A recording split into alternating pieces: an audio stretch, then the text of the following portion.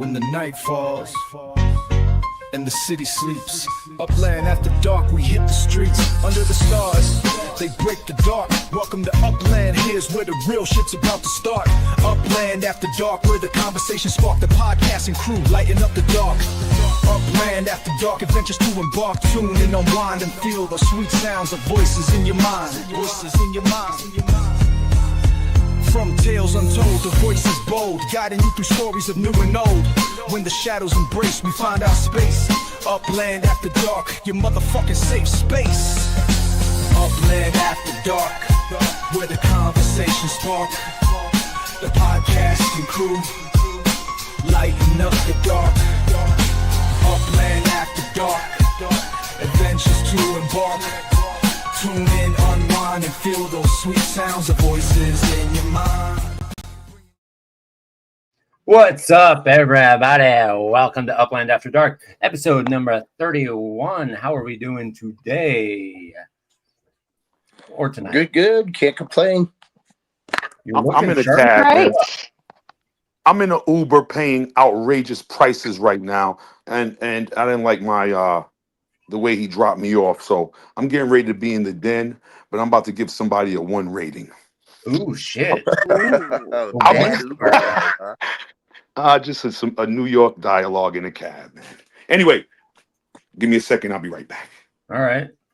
Sounds like some, what do they call it? What was that show on HBO? Like Cab Confessionals or something like that? You ever seen that shit? Oh, yeah. Confessions of a Taxi Driver or something. Man, those were yeah, nice. Those were actually pretty good. I remember people banging in the back of the cab. Yeah. Yeah, Taxi Cab Confessions. That was fucking sick. Nice I love mustache, that. Slap. Thank you. Appreciate it. Lily, how's your future going? It's going fantastic. I love that. Fantastic. That's great. Yeah, because I wasn't here last week and I was shopping and I bought a caravan. A what? A caravan. A caravan. Okay. At first I thought you said a cabin, and I was like, damn it, you bought a cabin? No, a caravan. Cool. What are you like a tiny Airstream. Yeah. That's great. You guys going to be going adventuring quite a bit? You and the hubby? Adventuring in the Airstream? Weekend-wise, yes. Okay. Drive all the way across country in the with the little Airstream trailer? Yeah, go see Swarley. Maybe one day. Ooh. Oh, Swarley's only 8 hours away. That ain't shit. Isn't it kind of crazy to drive across Australia? Like, isn't there like just desolate stretches where there's no gas, no nothing? Yeah, the towns with like 6 people in them. 6? Yeah. Good God. And they're all related? There's just what's left after the town died and they didn't want to move. That's nuts. 6 people, fuck. No thank you. Well, that's cool. Happy, you're looking clearer than ever. We got that all over California too. You'd be really surprised. Like where I'm at right now, my place out in the country is there's only 500 people in our little town. Really? But that's almost 10 times 6. Right. Well, I was gonna say that you're looking real crisp and clean right now, but then you froze for a minute. So, but you're coming in clearer than normal, and you're looking good with your new fucking haircut and clean face and shit. Yeah, thank you. Like I said, I needed a change, and so feels nice being all clean cut. Yeah, well, it looks good on you. Yeah, well, thank you. Appreciate that. Yeah. Like I said, you look good with that mustache. You don't look like a pedophile at all. That's not what my said. Not at all what my daughter said. She keeps it changes as good as a holiday, and you have both happy. Every time my daughter sees me, she says, "Dad, you look like a pedophile." I'm like, okay. And I just tell her, "You're the only kid I touch is you." And then she's like, stop saying that. You should stop saying that, man. Yes, you should. Well, I can give her like It does big not hugs. sound good. No, it doesn't sound good, but I like to freak her out because she's mean to me. Oh.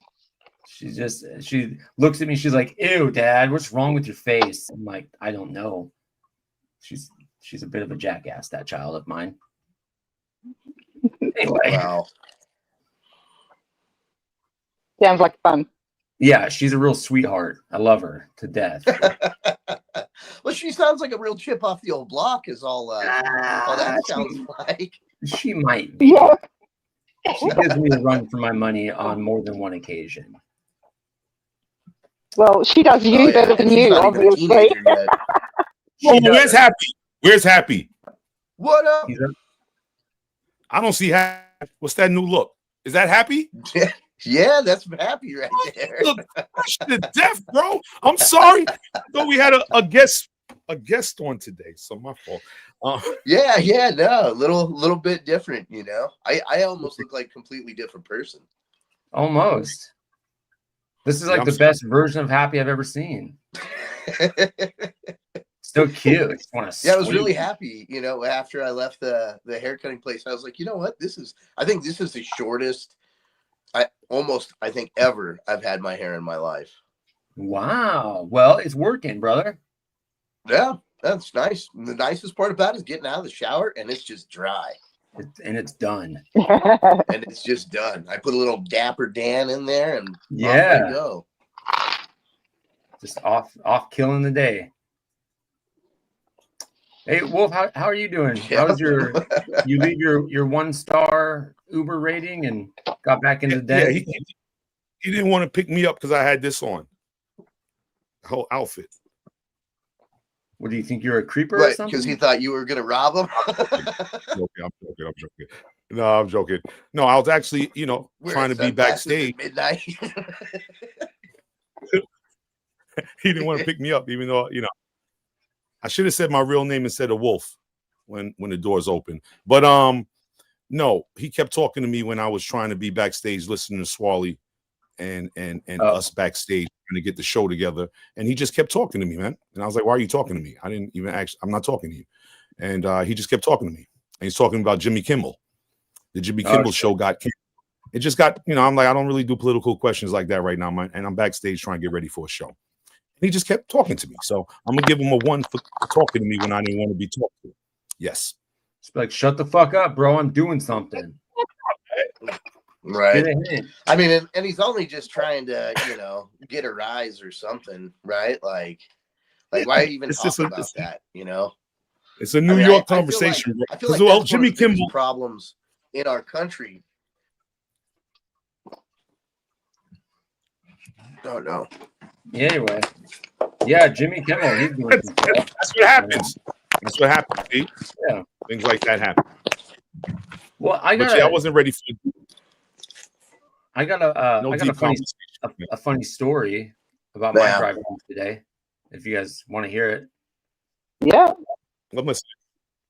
It's kind of embarrassing, but I figured there's no reason not to tell it. So I'm driving home from work and I got to piss like a motherfucker. It just hit me like a flash flood. Now, Swarley, you calm the fuck down.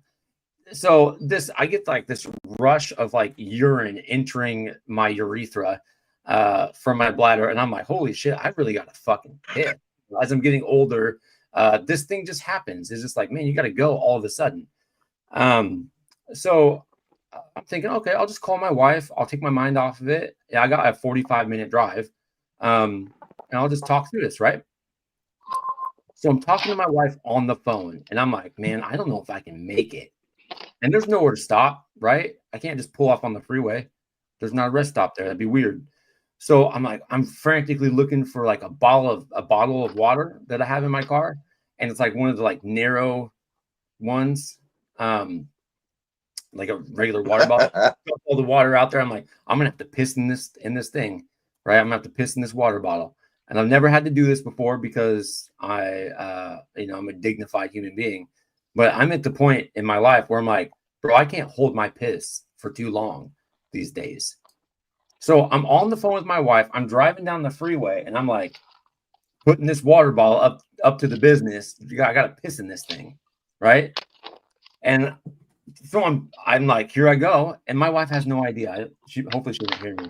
But I'm peeing in this water bottle, right? And all of a sudden, I feel like it's warm, and because like up against my leg, and I'm like, oh crap, am I peeing on myself, or is it just my urine in this thin water thing?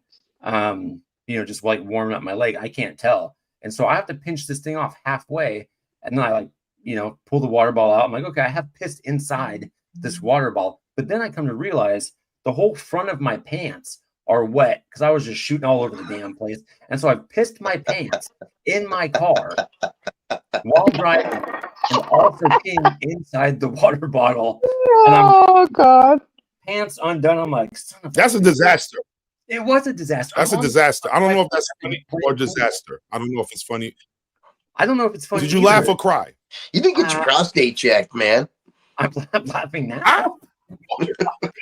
But at the time, I'm like, damn, I think I just pissed all over myself. Luckily, I had some hand sanitizer in my car, and I'm like dousing my hands. They have urine on them. It was all bad. It was all bad. You didn't have to go to work like that, did you? No, I was on my way home from work. Oh, okay.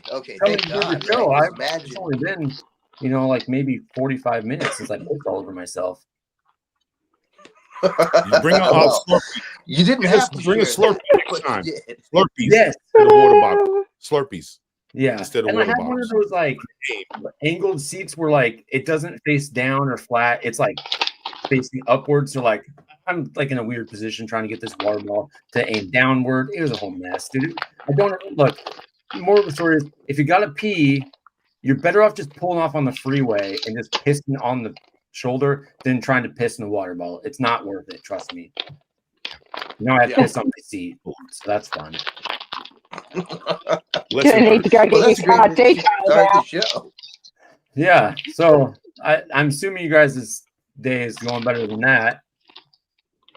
I hope. Yes. Oh yeah. Mine's definitely went better than that right there. Definitely. Yeah, and I had to watch the kid like get a chunk of flesh out of his arm. That was pretty fun. Good gracious. Let's see who's in the house tonight. Yeah, please. Let's get away from my sport stories. Good transition. Everybody, make sure everybody use the bathroom first. It's a long list. It is a long list. We don't want you to end up like L Slack tonight. Here we go.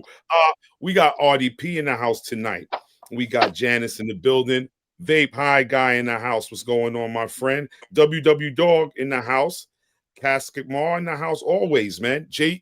John Fitz in the building? Yes, he is. Michael K, what up now? Get a bigger bottle. Yeah, MK just dropped. Yo, what up, KO? He's in the building also. Cal Trading Company, Angry Ursh, Scory 23. I told you it was getting long. We got Michael McKinnon, right? We got Killer, OG Killer in the house. We have Sir Red in the house. You're in trouble. Oh, the hashtag is going to be crazy tonight. Oh, my goodness. Swally, you might have to change the hashtag. Oh, my goodness. Sir Red in the building. Thanks for everybody joining us this evening. I'll shout the others out as they enter the house. Yeah, we appreciate you, and thank you for withstanding my pissy story. So that's fun. Yeah, always good to hear a good, pee pants story, man. Yeah, nothing better than pissing your pants on the freeway. Especially you could have not told anybody your rest of your life about that, and nobody would have ever known. Nobody would have known. But you put it out there on YouTube. Yeah. You just got getting a lot of suggestions. Your successes and your failures. Well, Gatorade bottles to have some shame. I do. Hold on. I got some suggestions. I got suggestions for you from the crowd. From the yes, please. Cal Trading Company says Gatorade bottles are better. Yes, I agree. Bigger mouth. We got pardon him if he's a little pissy tonight. It's a lot of jokes going on tonight in the crowd. So you did put yourself out there, man, and you're brave. You're brave. You're brave. Standard white boy issues. Yeah, I would agree with that. Yeah. Oh my God, the chat is crazy. Standard white boy issues. Yeah. Just a bunch of pee pants motherfuckers. Yeah. Just Oh man. Oh boy. Yeah. Oh boy. It was look, I almost didn't do it too. Like I sized it up and I was like, oh man, do I do this? Do I not do this? And then I was like, look, I gotta pee real fucking bad. So I had to just trust it, and I failed. I made the wrong choice. I've definitely been there, man.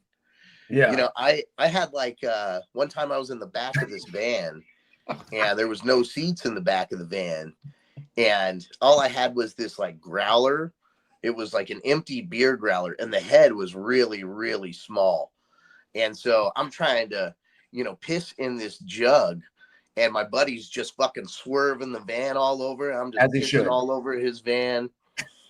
Back in my early 20s, I could tell you some real pee-pee stories, man, if you wanted to hear them. But I think we got better things to do. You said pee-pee stories or creepy? Yes, I did say pee-pee stories. Jesus, I don't know where the show is going now. It's Upland After Dark from the Vulgar Uplander. I mean, Look, this is part of the course, man. So it sounds to me as if, I mean, this has everything to do with Upland, right? 100%, yeah. Lily would never find herself in that position. Okay. Oh, I've pretty much been begging my husband to pull the F over because if he doesn't, I'm gonna go right there and then.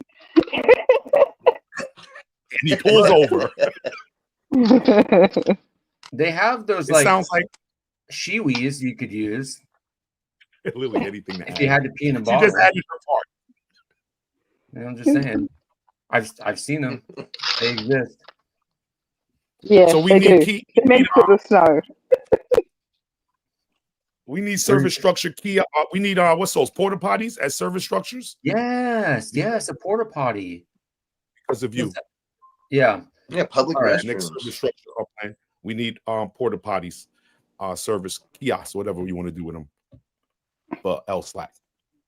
Yeah, the killer and LSLAC. Look, here's some good news though.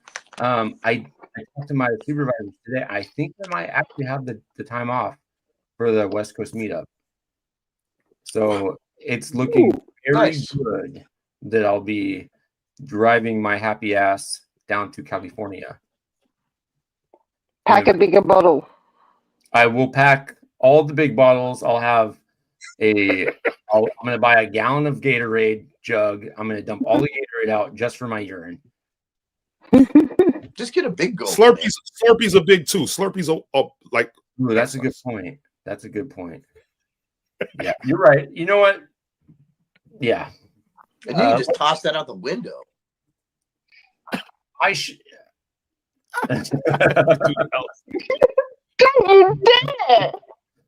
Don't make me. Did that say peeing attendance or pending attendance? Everything. Look, I'm going to piss all over Alcatraz when I get there. It's going to be gross. Shout out coaches in the house. Coach HGF. What's all up? Right. I think we should probably get to some Upland stuff. Yeah. It stings. I think that's going to be an OG killer. Just nuts to butts. I'm like, it stings. All right, let's get to this.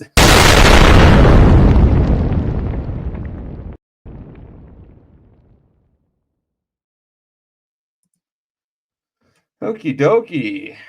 Oh, I don't have this. There we go. Fixing that. Upland After Dark. Yeah, we're here doing it. You got me, Wolf, Lily, and Happy. We got Swirly in the background and LeBan helping out with all the goodies and getting things set up and doing the website and stuff. So again, we can't do this without those guys. Show sponsor for today is D-Tech's Workshop and Samurai Aquatics Event 68. So we'll get more to that here in the real near future. So wait for it. All right. This week we're going to talk about. Oh, do you Happy? Do you want to address the train thing? when you're not muted, that'd be great. Oh shit! I was wondering if I was muted. I was talking a lot, and nobody heard me. I guess. Anyways, this week I'm not at my normal place where the train is. I'm at my other house, and so no train. But we're gonna do Upland trivia instead, and so L-Slack basically just pick a random time, hit the train, and we will ask a question. And the first person to answer the question.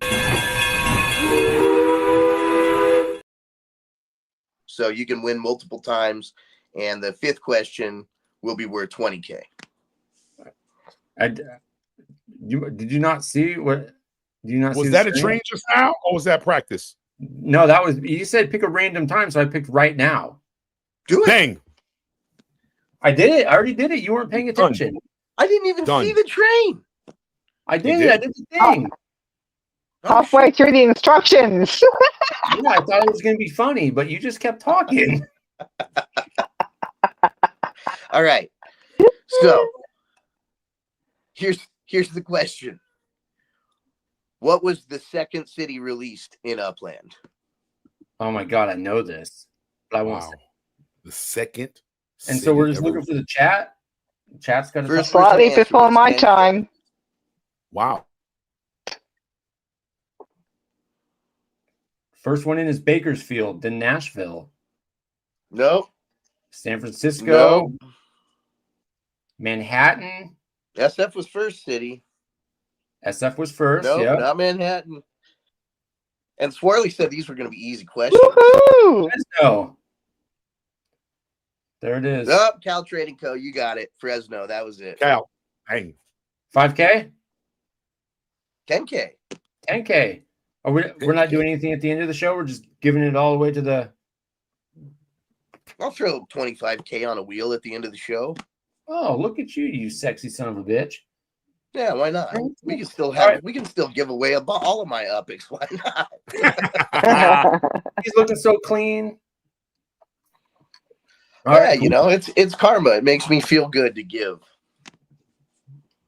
Makes me feel good when you give too. Yeah. All right, cool. So that's how that works. Every so often, I'm just gonna hit this button, and we'll do some trivia. We got 4 more to go. Yeah. Yep. All right, cool. All right, so yeah, we got the census on the bus, service structures, SO comp, things you may have missed, weekly sponsor, which is DTAG, Spotlight Uplytics.org, Wolf Unleashed, the UGC family this week, Quips, no flip of the week because we didn't have enough of them, giveaway and a Rumble. So don't sleep on the Rumble. Go get all signed up and shit. Go click the buttons. Let me put this up for you.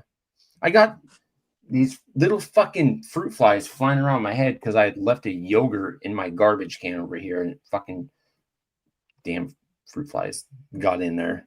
So now they're flying around my head, and it's really annoying. So if you see me doing weird shit, it's because I'm going crazy. Yeah, enter the Rumble. Let's see here. Upland 2.0. Me and Swirly are battling here. Who's gonna put the overlay away first?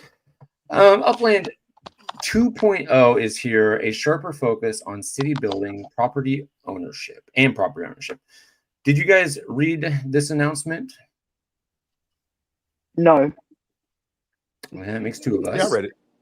Okay, tell me about it. Tell me all about it. I can tell you all about it. I just wanted to know, does that mean we're out of beta mode? And I don't think so. I don't know what this really 2.0 is. So far, it just looked like a website design. I think I made the cut. One of my quotes is scrolling across the bottom, so I'll take it. But I think it's just an overlay. The website looks different, but I think we got to wait for the AMA, right? So I don't know when that's coming, but I'll be listening because I really don't know what the difference is other than the website. And the website's interesting because I see balloons. You see the hot air balloon? I do see some hot air balloons. I see some yachts, some. So I was concentrating on the picture more so than what's going on. So of course I gotta wait more for the AMA and see and hear what's going on. But I really don't know what to expect really. So Okay. let's see. I see that. Yeah, I think I saw Happy it also. I read a Happy quote also. Happy had a quote on scrolling across the bottom, bro. Yeah. Nice. I hadn't had a chance to look at it. It came out while I was at work, and I just forgot to go back to it. I was like, oh, I'll look at this later, and I just totally spaced it. So, I actually think it's I looked into it. What's your thoughts? I actually think it's good. It's actually a kind of a better turn. Like it's a better explanation of what Upland is. Just from when you very first are going to log in. Like this is what a new player is going to see. They're not going to typically get to the, right to the app. They're more than likely, if they're on web, they're going to see this. And I think it gives a better explanation of what Upland is. It's awesome that they highlighted actual players and just kind of explains like what's moving forward and how the game's evolving. And, it's going to be really about building neighborhoods, buying and selling properties, being in the right area, being with the right people. Cool. Yeah, I mean that's more in line of what we should be looking at in Upland versus just like turning green boxes blue. Stupid fruit flies. We're right. Something I noticed is that Miles is absent from the new logo. There's no Miles. Is this foreshadowing something, you think? Better not be. Okay, Lily's got some strong Lily said it better not be. Okay. Well, yeah, no, I support that. I just peeped that. That's interesting. Even when you scroll down, Miles is nowhere to be found. Even when you scroll down. Well, I'm just noticing the little bit that I've seen, I didn't see him anywhere. Unless if somebody wants to correct that, please share. But I the little bit that I looked, I didn't notice him. Anybody else? Anybody else see Miles on the Upland page? The Upland. Yeah. No, I don't think so. I can't say if I did or I didn't see him. I really don't think they would do away with Miles, especially since the Uppies look like they're kind of based off of being llamas. So, I mean, I guess unless they're just trying to highlight Uppies more than just Miles, because I don't know. It doesn't make sense. Like, why would you get rid of your mascot? Well, I feel like they killed, was it Gia? Is that her name? Gia? The female? Gaia? She looks dead. I haven't seen her in forever. She came out. Yeah. The FIFA Not women. even when they had totems come out, and that was kind of when they introduced her. Yeah, around that time in the FIFA Women's World Cup, they had her out and they were exploring caves and shit, and then she's dead. After that, never to be seen again. Sir Red says he's in the red and white striped shirt, like Waldo. Where's Miles? That's fun. Where's Miles? Where's Miles? Not even like where's Wolf? Yeah, where's not even like a hot air balloon of a llama that looks like Miles. But I don't know. I kind of like the new logo. I think it's kind of clean. What do you guys think? Yeah, no, I like it, and I think it's more representative of Upland than just the world having monuments popping out of it. Right. Lily, you have a different opinion. Oh, it just didn't hit me either way as being better or worse. Okay. That's fair.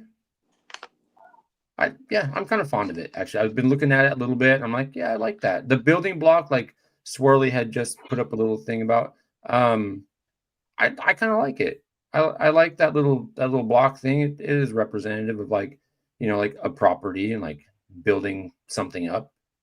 I mean, having a llama out there is cool, but it doesn't make any sense, like to the greater scheme of the game. So, anyway, any other thoughts? I mean, it never made sense, right? Like, I like it, but yeah, it doesn't make sense. Well, it's kind of, things that originate from the San Francisco area usually have llamas attached to them somewhere. So that's where I think it comes from. Okay. No. Any other thoughts? No, I mean- no, I'm waiting for the AMA, bro. That's all I can do. When did they say the AMA is? They give a date or anything like that? Nope, it's coming. It says coming soon. It's a live AMA also. With I love a good live AMA. That would be nice. Seeing, yeah, it's actually being able to ask them questions live. It's been cool when they've done that in the past. It has especially been. when they go on X, when they kind of allow everybody to do it. Yeah, I look forward to that. Yeah, I don't know. I think it's nice. Miles is crying, looking scared. Miles All right, is crying, looking scared. He's crying. He's gonna get fired. He did a great job. Shaking in his boots. Shaking in his boots. He's tearing up behind his monocle. Stupid flies. All of the T-shirts I have with that guy on them. Well, I don't think he's dead. They just took him out of the logo. So. Well, like I said, the Uppies are based off of llamas, aren't they? I think aren't they supposed to be little llamas? Children. They're seed of Miles. All of them. Him and Gaia just getting busy, pumping out Uppies. So anyway, yeah, moving on. On that note.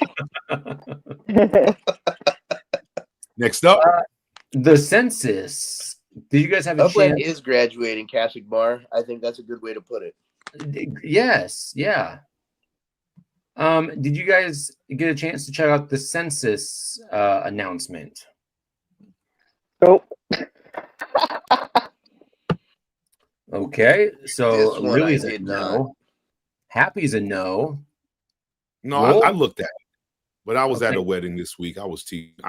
No, I looked at it, I read it, and that's all I can tell you. I can't tell you I comprehended it, but I did read it. So I did know things like density, service structure. I'm surprised, I thought I was going to see things like pollution, crime, because they're going to come with these different neighborhood stats. So my question would be, are they going to come with different categories? But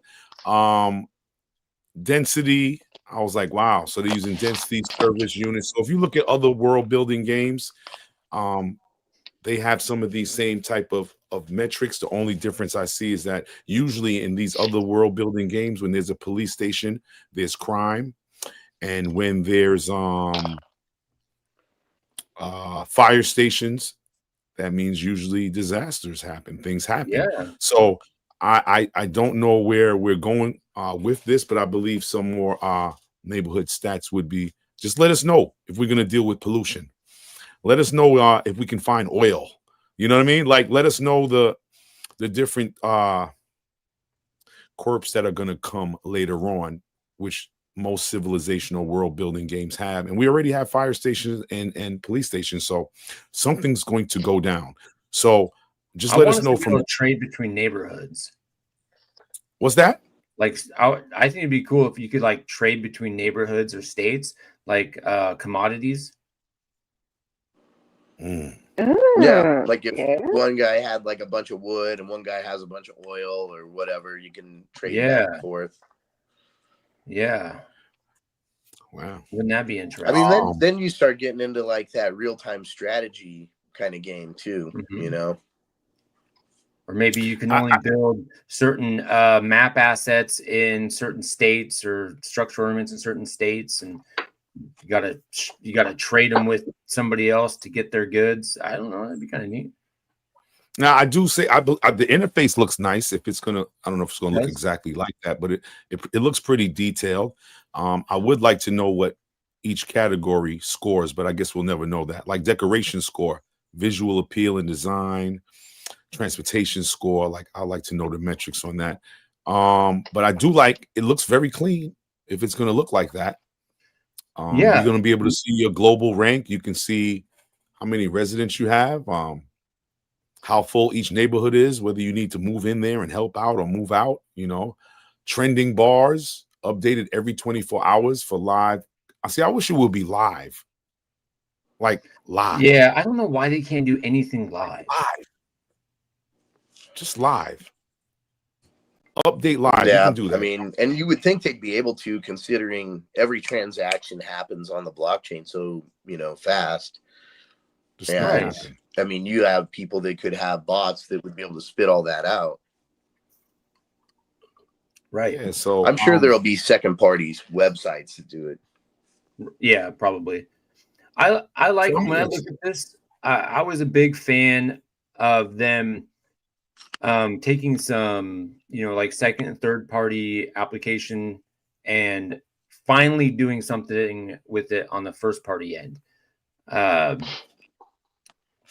I was super excited about. I think this is a really good move. I like that there's going to be a new site or something, a new page that we can reference all of these things and hopefully like one nice clean space, and we're not jumping around from thing to thing to find the information we're looking for. So anyway. You know what I'm actually very, very happy about with all of this is they're going to have the mint price of the properties. Yeah. And like average price, last price sold. So it's actually finally going to have that's what I'm talking trackable, about. Yeah. readable metrics, for like, that's something I've complained about forever. First so party the metric. fact that it, yeah, like fact that it's coming, like I'm actually pretty happy about that. And I think that'll be a big game changer. Yeah. I know LeBan kind of joked. He made a comment. He's like, "Oh, what are you guys trying to do out of business?" But realistically, as much as I don't want that to happen for people, but like Upland should be putting these third parties, second party out of business. They should have all of this stuff. There's no reason that the community has to create these things that Upland should have first and foremost, in my opinion. So, not that I want. Yeah, no, I mean, and I think in a way I think their original vision was that everybody would just want to do all that and want to build everything. But, it's just without being able to collect monetarily on it, it's really tough. I mean, look, you basically, the guys running Upland, they basically had to move to a pay for model, right? Or they probably wouldn't be able to keep moving forward. So yeah, Upland should be providing all of this information. Yeah, absolutely, they should. And not just that, like, not to throw shade, but Upland doesn't do a great job of communicating with those developers that are making, content based off their blockchain APIs. So without them communicating with them, I mean, they're running into struggles, have to fix that shit all the time. At least with Upland doing it on their own, we don't have to worry about that downtime or that hiccup, hopefully. I mean, because they obviously know what's coming. They can just preemptively plan for that and get that information out to us right away. So in step with, whatever update that they do. That will be nice. Instead of having to wait 4 weeks or never, as the case of some. Fucking bugs. Right. Yeah, that part's annoying. And so hopefully this just grows with more data and more information that we can get directly from Upland, versus always having to have it sourced from, some passion project. Anyway. And I think, go ahead. I think, was it W Dog that just said that the app chain will be worth it in the long run? It does seem like they've been able to make a lot more progress. Mm-hmm. and like actually build and innovate more on the platform. What was that last comment? Swirly, put that back up. If they replace layer 2s, is it really going to be as good as UPX line? It should be better, to be honest with you. There's no reason why Upland shouldn't be able to do it better than anybody else. They shouldn't. There's no reason why they shouldn't be able to do it better, faster, more efficient, more accurate. There's no reason it shouldn't be. They should be able to mop. It's their project. Yeah, it's their project. Aspen. Swarley's asking about Aspen. What's going on with Aspen? What's going on? Well, in one of these, where is it at? It's in Uppy rankings somewhere. Yeah, Mountain View Retreat in Aspen, Colorado. It's one of their little mock-up things. I know that Upland's notorious, and they are very self-aware, and that they say that like, hey, everything we put out, there's Easter eggs and just about everything if you find it. And so I have heard a little bit of speculation that maybe Aspen, Colorado, if you look down here, maybe this is some foreshadowing of Aspen, Colorado coming to Upland. Swarley's saying they referenced it on more than one occasion. It's also right here. Fruit flies. Interesting. Yeah. You also got Phoenix, Arizona down here.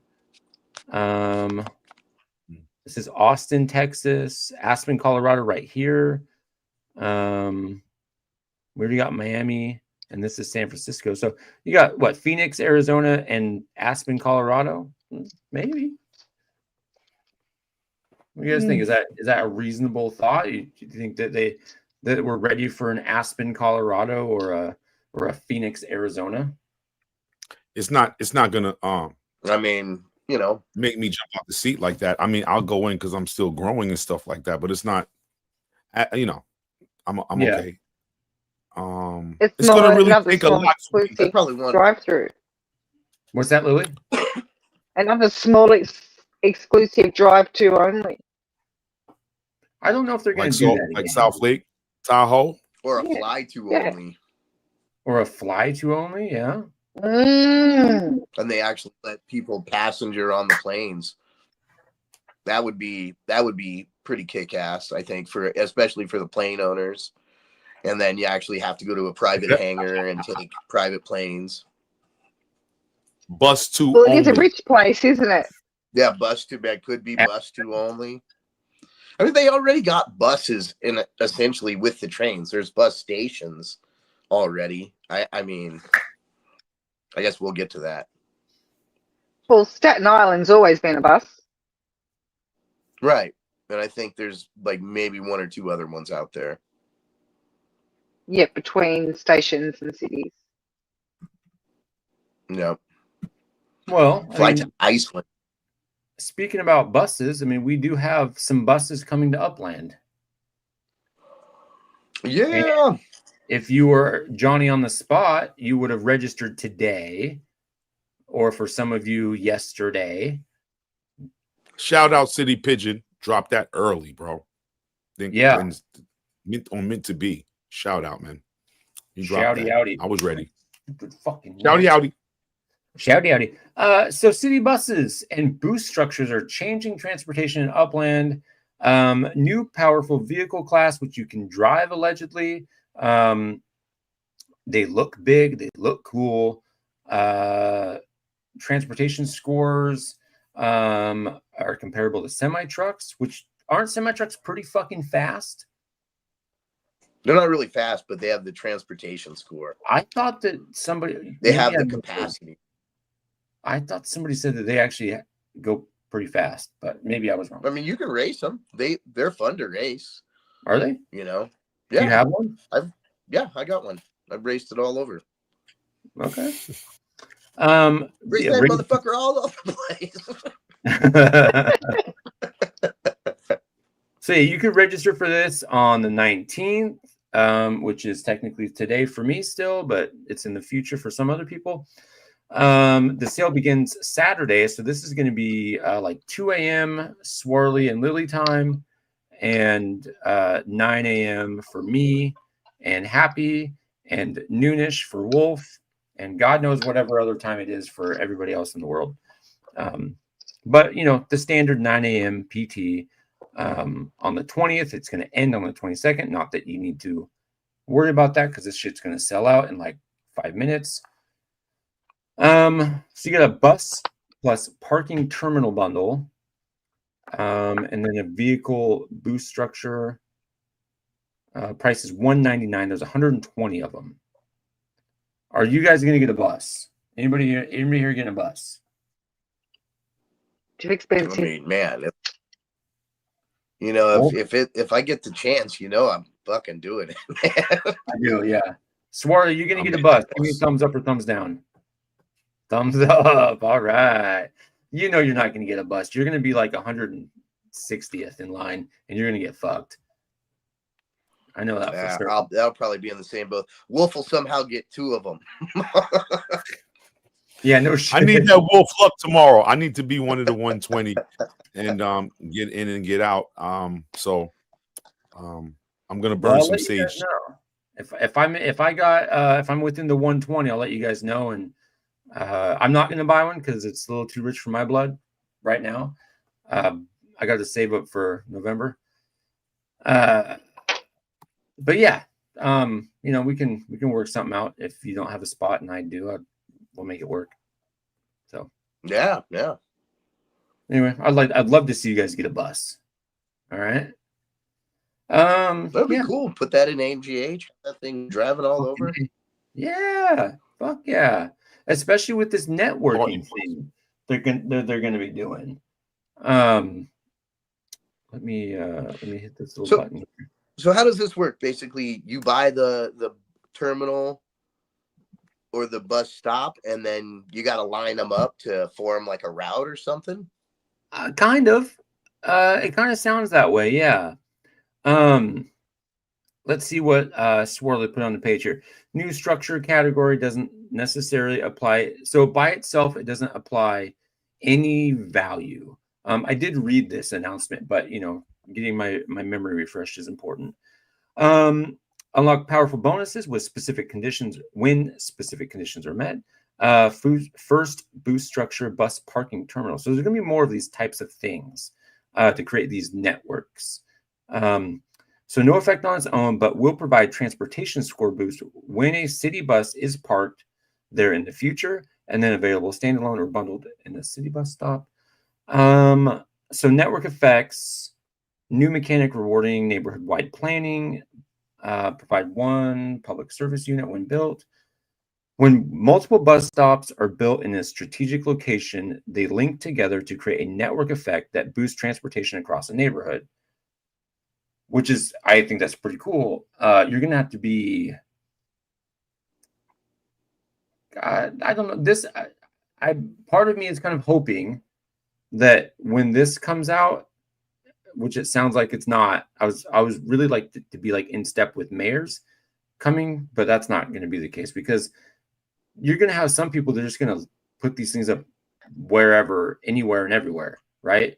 And we don't know what that looks like for this networking thing, if that's going to be a plus or a negative in your city. So, well, that's why it says strategic gameplay.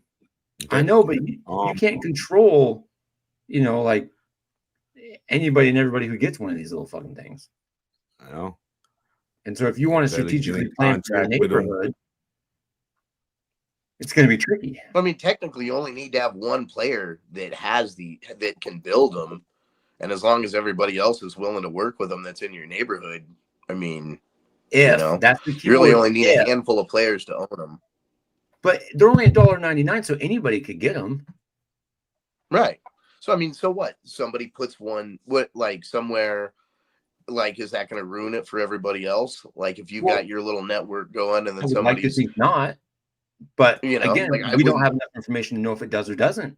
That's the only tricky thing. I mean, let's be real. They're not actually going to be driving around anywhere, right? You're just going to have them one stationary in one place at a bus station, and then you'll have your little stops everywhere else. But when I see the word strategic, that means you have to be thoughtful about where you're putting these things.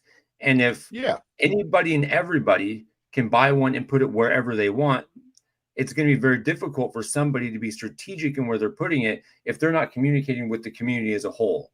So if you're just like a rogue player and you buy this thing and you put, fucking 10 of them wherever, right? That could be fucking up the strategic placement of, like, say, your node manager who's trying to like coordinate, hey, here's where we should have one, this street, let's do one on this street and this street, and somebody's just put 5 on one block. You know what I mean? Yeah, that's the rogue factor. I mean, if your community is rocking and somebody builds something, like I've already been in communication with the different, because you know I'm a node helper / as you'll say, node hopper, right? So as I hop through my nodes, somebody may say to me, Wolf, we already got one of those, come with one of these, right? Because I started doing it on my own. But that's the thing about the strategic, the communication, you know, everybody talking to each other, and then I'll demolish it and come with something else. Shout out to Evergreen last year who needed a library. Wolf is there. Shout out to Forest Hills. Forest Hills needed an elementary school. It's built Forest Hills, DC. So all you have to do, it's about, they want us to communicate and be a community and reach out to that rogue player, but you can't stop rogue players. You know what I mean? So it's going to be the most organized neighborhoods that can communicate with each other. Like, okay, I'm building one here. You come on the next block. You come on the next block. And that's going to take a lot of organizing. But I've seen communities that are geared up and ready for this, and they're not going to be intimidated by that. Straight up. Right. Shout out, Vape. For sure.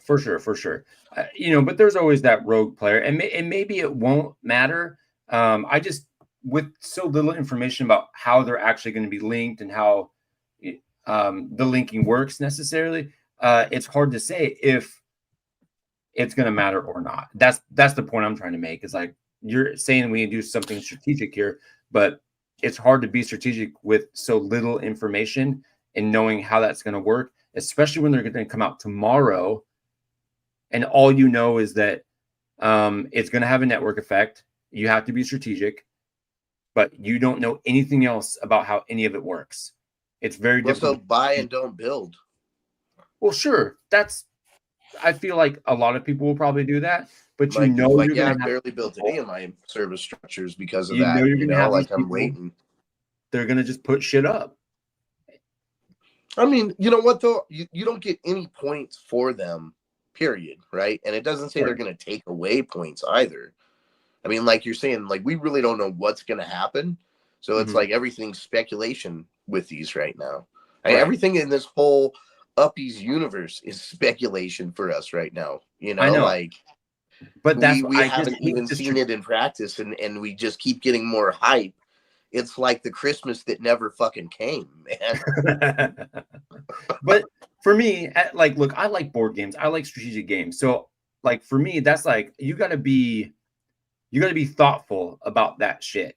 And you can't be strategic if you don't have all the rules to the game, right? You can't set up a plan if somebody's just like, here you go, here's the things you need, right? But you don't know how to use them, and you're just like, let me just throw darts at, you know, blindfolded and hope something works. That's what's going to happen at first. And hopefully you can get people, like, if, you know, some rogue player does something that isn't working strategically, you can get them to pivot, but there's a good chance that you're not. And the node manager or whoever is going to have to, they're going to be the ones having to pivot and try to figure out how strategic. I believe it will be more. I believe it will be more. But do you think it'll matter more about like this interconnecting with other neighborhoods than just within your own neighborhood? I don't know. Maybe. Because buses travel from neighborhood to neighborhood. Yeah, absolutely they do. I don't know. I think strategic, and I think, like, give us more information before you give us these things that can potentially get put everywhere. So it could be fine. I don't know, but that's all the unknown. It's difficult to be strategic. We'll see. All I'm thinking about right now is being one of the 120.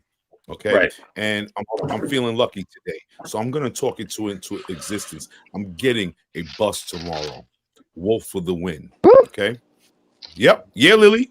I'm gonna get it. Tomorrow. Good for you. You gotta believe. Gotta believe. Who else in the crowd think they're getting it tomorrow? It's not 20 of them. Shout them out. Who's getting one tomorrow, man? Who's going for the bus tomorrow? Let me know. Dick and Jan is in the house. Perry Van is in the house. Shout out. Cape Madman is hanging out. RDP's getting the bus. Surrett said, You already have the bus. Thank you, bro. Straight up. Coach said he getting a bus tomorrow. Hell yeah. You got to picture yourself driving like Sir Red said. Are you guys going to get the bus parking Casper terminal Carr said, and I'm the bus stop? selling a bus tomorrow.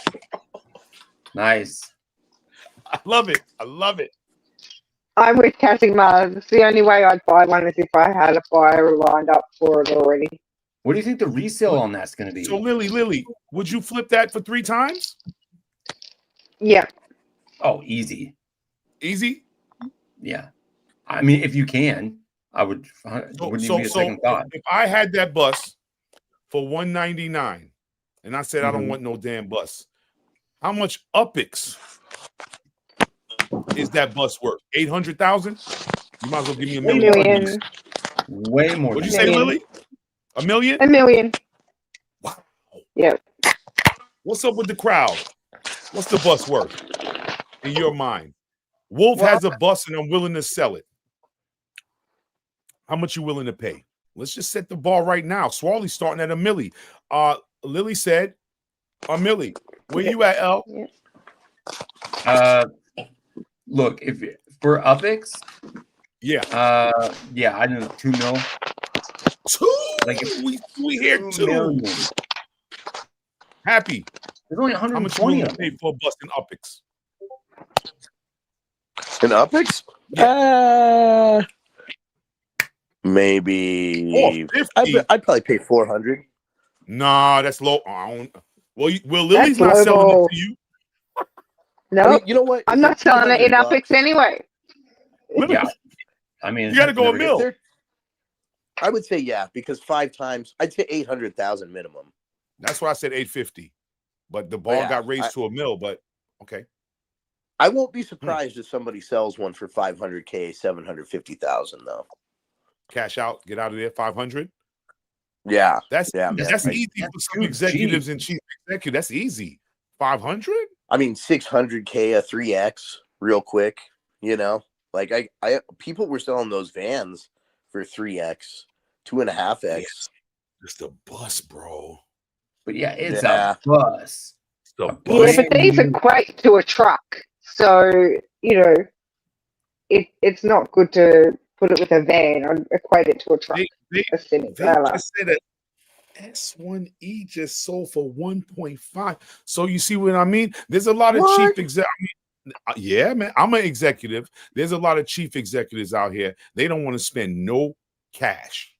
Okay. No. But they want pretty things.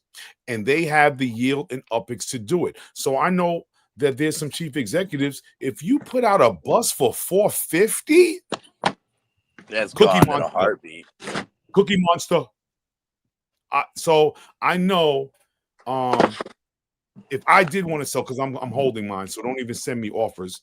I'm keeping mine. But if I did, it would be 850 up. But now that I see that the bar has been raised, I might go 1.2. I'd sell mine for $400. Oh yeah. Yeah. Oh, that's cash. Okay. Swally I said tried to at get 5. 450K, I'll buy 3. Exactly, Swally. That's 450. Wolf could get maybe There's 2. a bus sitting out there at 150 at 1.5 million. Somebody's snatching that up, guaranteed. 100%. That's going to go all day. It's only 1.5 120 million. If somebody puts a bus out for 1.5 million, it's being going bought. to get Yes. yeah, in no Yes, time it will. flat. You could go 2 million. I'm telling you. I bet you go 2 Somebody million. go. Yes. I'm with you. Somebody's Yes. buying that easy. 2 million. Yes, I'm with you.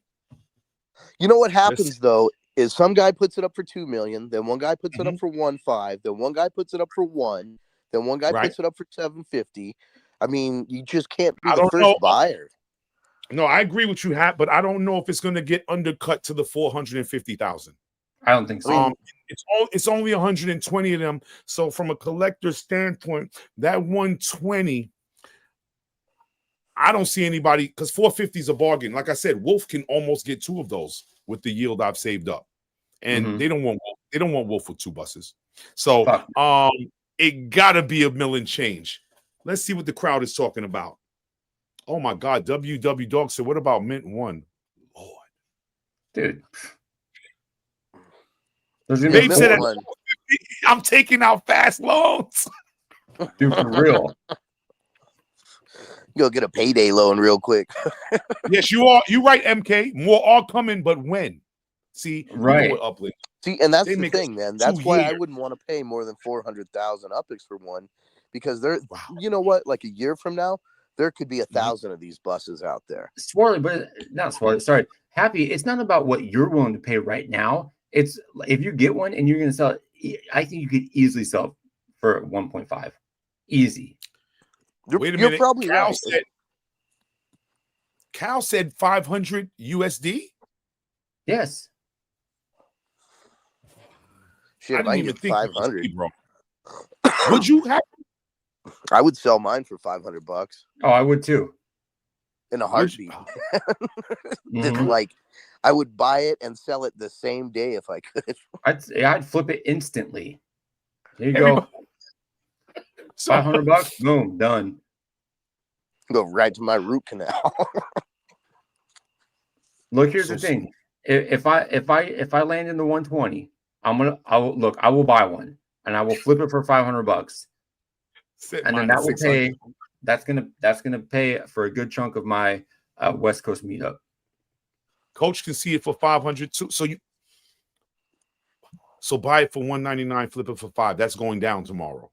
I mean, that's a 2.5x, you know. That's pretty good return instantly. Yeah, I think it'll go for sure. Yeah, there's some ballers out there. Yeah, it looked clean though. It does look good, Cass. I will tell you this. If I do end up getting one, I would probably still have a hard time. Like somebody would have to come to me personally and be like, hey, I'll give you 500. I probably wouldn't just put it out there, honestly. I'm putting it out because there. I'm an Upland junkie. I want a bus too, but when I think like, all right, my broke ass, I want to go to California in November. If I can get like a free $300, I can just and I can tell my wife, hey woman, Upland's paying for itself today, right? We're going. No, don't worry about it. Upland's taking care of it. You'd be way justified at that point too. Yes. You know how hard it's gonna be for her to tell me no? I'm like, I'm gonna pay for my trip to go. Myself, right? I don't gotta spend that much money. It's not that far for me. It's 9 hours. So we're all registered though, even if we want it or not. We're all registered. Yeah. Oh yeah. Yeah. Okay. Negotiations tomorrow are gonna be bananas. I love it. I mean, this will probably be the first, the first item that people are selling actually able to sell their space in line for. Even this is a big ticket because you can use it. It's not like a plane where you can't use it at all. Right now, you could use it. You can get this fucking thing. You can race it. Even if it's not like effective with the network effect stuff yet, you can use it right now, and it looks cool. It's not just sitting somewhere waiting for some function. And they're promoting bus racing. I know CP wants it so he can get on that track. But what if City Pigeon? I wonder what City Pigeon willing to pay for a bus. What are people willing to pay for the bus? How about that? Not how much you for. How about how much are you willing to pay for a bus? $200. That's that means getting in line tomorrow. You got to get in line with me tomorrow because I'm getting one, Happy. So you get. Well, are you saying that registration starts tomorrow? Today, live. No, it's already started. Already registered. Already registered. I'm registered. He had the nose on. Like the big rigs, the semis. Those are very usable right now. Swarley's trying to psych people out. Look, I'm not going to go for that, Swarley. I'm not going to let you deceive our audience. Swarley, wow. Swarley. He's trying to deceive the audience. So he has a better shot. Look at the Pinocchio nose. Yep, it's growing. I can't support that, Swarley. I can't support your deception, your lies. Can't support deception. No. No, we don't allow that shit. Fuck no. Bitch. Big day tomorrow. Let's go. Big day tomorrow. Big day. Big day. Big money. Big money. Yeah, some people are gonna make out big tomorrow. Hell yeah, they are. And it You know could what's be crazy, you. though? Here's the other thing that's kind of tricky. If you don't own a vehicle metaventure, you can't sell this motherfucker.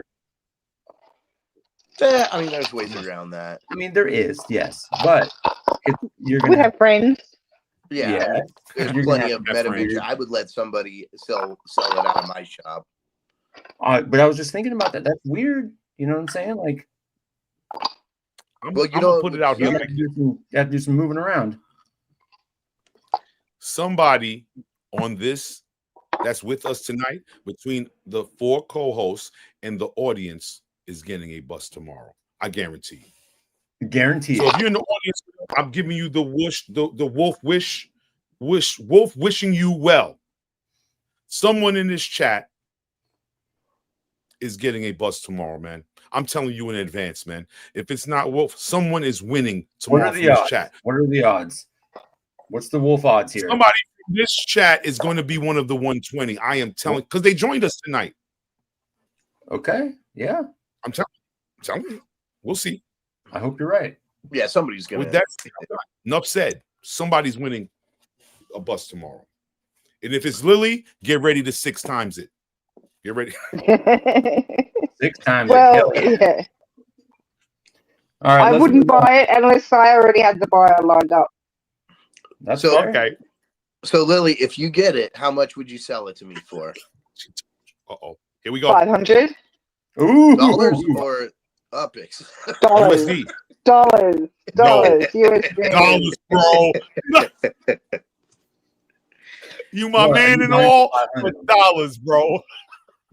I figured. I We couldn't, cool, but you know, we I couldn't that justify spending another $500 on Upland right now, man. Not even for a bus. No, 200 is my max. Like, that is the max. But you pay Upix, right? Happy? Yeah, oh yeah. You know, I would pay. You know what? I would probably be willing to pay 800,000 for a bus. Bullshit. That's You'll spend as over a much mil. as I'll pay for a bus. I'm I'm with not. the 8. Man, I have been burned by spending so much Upix and dollars on things that I thought were gonna be to the fucking moon, and they're not to the fucking moon, man. It's just the reality Not of moving. shit. Swarley, give me a thumbs up. Will you spend $1 million on a bus? Thumbs up or thumbs down? Yes. Swally got that. Yes, he is. Swarley, one Yes. thumbs down. Swarley's not What? here for $1 million bus. Swally would not spend one. All right. Swally, Bullshit. would you drop 850?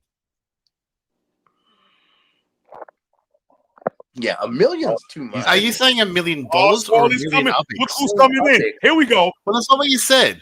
You said $1 million. God, that's because I'm an idiot. And I say the wrong thing. Fuck yes. If I could spend $1 million Upix instead of $200, yes. Fuck yes. We don't have a little thing for that one, but we need Rebel Max to make it a fuck yes. But anyway, yeah, for $1 million Upix, yeah, I've got that in the bank. I can buy it now. $200. As I just put in my comment, when I first read the announcement, I was like, nah, that's too much for me. And the more I read and the more I hear and the more I think about it, the more the FOMO dragons got me. And I'm like, fuck Yeah. you, Upland. I'm like, fuck you, Upland. I was Now I want it. hard no. Now that I I do know. want it, I'll be like 400th in line. I'm like, oh, that solved that problem. I know. Problem is, I have to get up I at know. 2 a.m. just to find out I'm 400th in line. Sucker. Right. All right. Awesome. Well, let's find out tomorrow morning how everything pans out, or tomorrow afternoon for you, or butt fuck early in the morning for the Australians. But let's talk about some service structures, volume 10. I'm not gonna lie, this is the lamest collection of service structures to date, Uh-oh. in my opinion. How about the History Museum? Well, But only See, because okay. this whole week was like museums for me. I went to a bunch of museums and talked to a bunch of people from museums, so I just saw it as a sign. Okay. How can I say? Well, okay, as a social studies teacher, of course, I love the Natural History Museum. It's big as hell, so I did get that. And I do see gentrified New York City has farmers markets. We have farmers markets. I have farmers markets in New York City. Yeah. Don't understand $1.99 just because of $1.99. You know, my coffee costs. I got that just to get it. And ice cream parlors. I got all four basically, is what I'm saying. Yeah. Look, I'm not saying that they suck, like individually, like they're shitty structures. I'm just saying, like, this collection, there's not one of them that I'm just like, oh, dude, I got that. You know what I'm saying? I'm like, this is just like whatever. Like, I could do without ketchup on donuts. Do they eat ketchup on donuts in Australia? They better fucking not. No way. Ketchup he said they better. on donuts? No way. No way. I don't even like ketchup on hamburgers. What? I love ketchup. I'll eat ketchup on almost anything. Maybe fries. That's about the only thing I like ketchup on. I have to disagree. I like all of these. Okay. Me too. This collection got you excited, really? These four, you were like, fuck yeah, these are the ones for me. Yes, I wanted the Natural History Museum, but I can't do it. I'll probably never have a property it'll fit on. I love the ice cream parlor. I love the donut stand, you know, with the almost exactly the same donut as Blender. And the farmer's market. Who doesn't love a market? Come on. No, I'm with you. I'm a market gal. Yeah, I like those bullshit farmers markets. Don't get me wrong. I go to one. I think else like you're just getting. You like the bullshit farmers market? Do you really? I do. I do. There are like a million of them out here. I think we're just getting service structure fatigue, man. Like every single week, it's just more service structures, more service structures. Not gonna stop, bro. And we can't even we're not getting anything for them just yet. And I mean, on top of that, man, they take a lot of fucking sparklet to build. They do. They do. It's fucking crazy. Even the small ones take a lot of sparklet to build. Well, here's the thing, Happy. Yeah. If they came out with like a like an Intel type of building, I would be all over that shit. If they came out with like when they came out with the bar last week, I was like, fuck yeah, I want that thing, and I got it. Right? I was super stoked about that. If they came out with, there's just certain things for me like that I'm gonna get jazzed up about. You know what I mean? It's just these ones, and maybe for some people these are great, but for me, I was like, this is kind of a lame selection on volume 10. That's all. Okay. Okay. The Natural History Museum is one of my top 5 drops. Honestly, ever. Really? Yeah. I grew up Museum of Natural History, 96, Central Park West, school trips. Prison, yes. Crab house. I love those trips. I'm sorry. I geek out. I grew up. I love going to museums, man. I love. Dude, me too. I love museums. Me too. Shit. I love museums, bro. And 54 service units at whole. And I found a property. Shout out to the Argentino crew. I found 109,000 UPIX, and it was 982 UP2. And I bought it, and it fit. Boom. So I would love to have it in America, where I'm, but no, I'm sorry.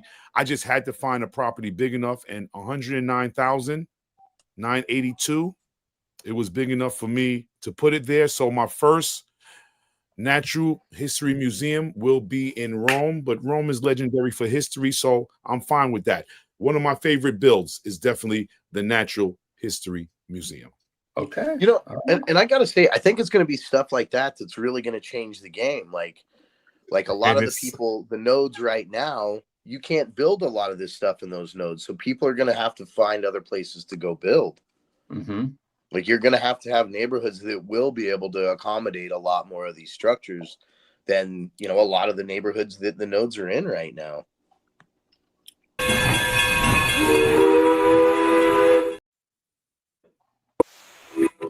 Janice. Good call. Janice, It's been a Giannis minute. the John's gatekeeper. reading my mind. I was just waiting for a break in the chatter. What's that question? All right. So who was the first player of the year at Genesis Week in Las Vegas? Ooh.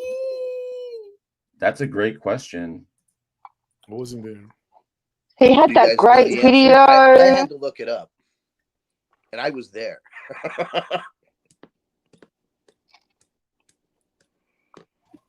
Stockton. Nope, wasn't Shaq. Nope.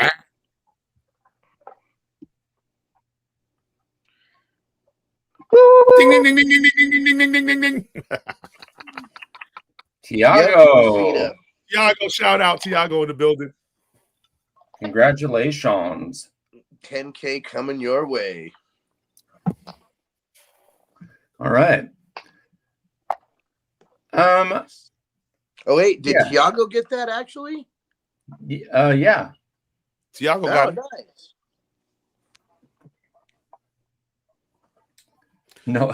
Shout out, Cal. I see you doing your thing in Argentino too. Shout out. We're over there. Nice big properties over there. You put the performing arts up. I think I put one up somewhere also. But I'm more of a museum guy than performing arts, but I do have a performing arts center. That would, like a dance studio would be kind of cool. I don't give a fuck about dance studios or like a. You don't have the performance center? You didn't get the performance center? No. No. Well, they need to open like a dojo, like a karate center. No, they don't. No, they fucking Yeah. No, they don't. You don't want to get the ninjas hype? You don't want to get the ninjas hype? Why are you getting No, you don't. Fuck that shit. Not unless I do a pirate ship first. Exactly. Yeah. Yeah. pirate ship first? Because every neighborhood needs a pirate ship. Give us like a sick, The pirate ship, pirates. We got the bar already. The pub is ours. Pirates. Yeah, there you We got go. our release. give me We some got sort our of, like release. cosplay, like magazine fucking shop or like a game shop. Or an adult bookstore. Ooh. Oh Lord. Oh, That's come what I on. say. Maybe the purpose for the pirates. That's what we need. Oh, I definitely bought the pub within seconds of seeing it. Oh, me too. I was Oh, like, yep, Rose. that's mine. I already started to build on one. That's gonna be my next thing. It's going down. All right. Let's see here. Before we get going any further, I think we need to. Where's my thing? Here it is. We have a footprint alert.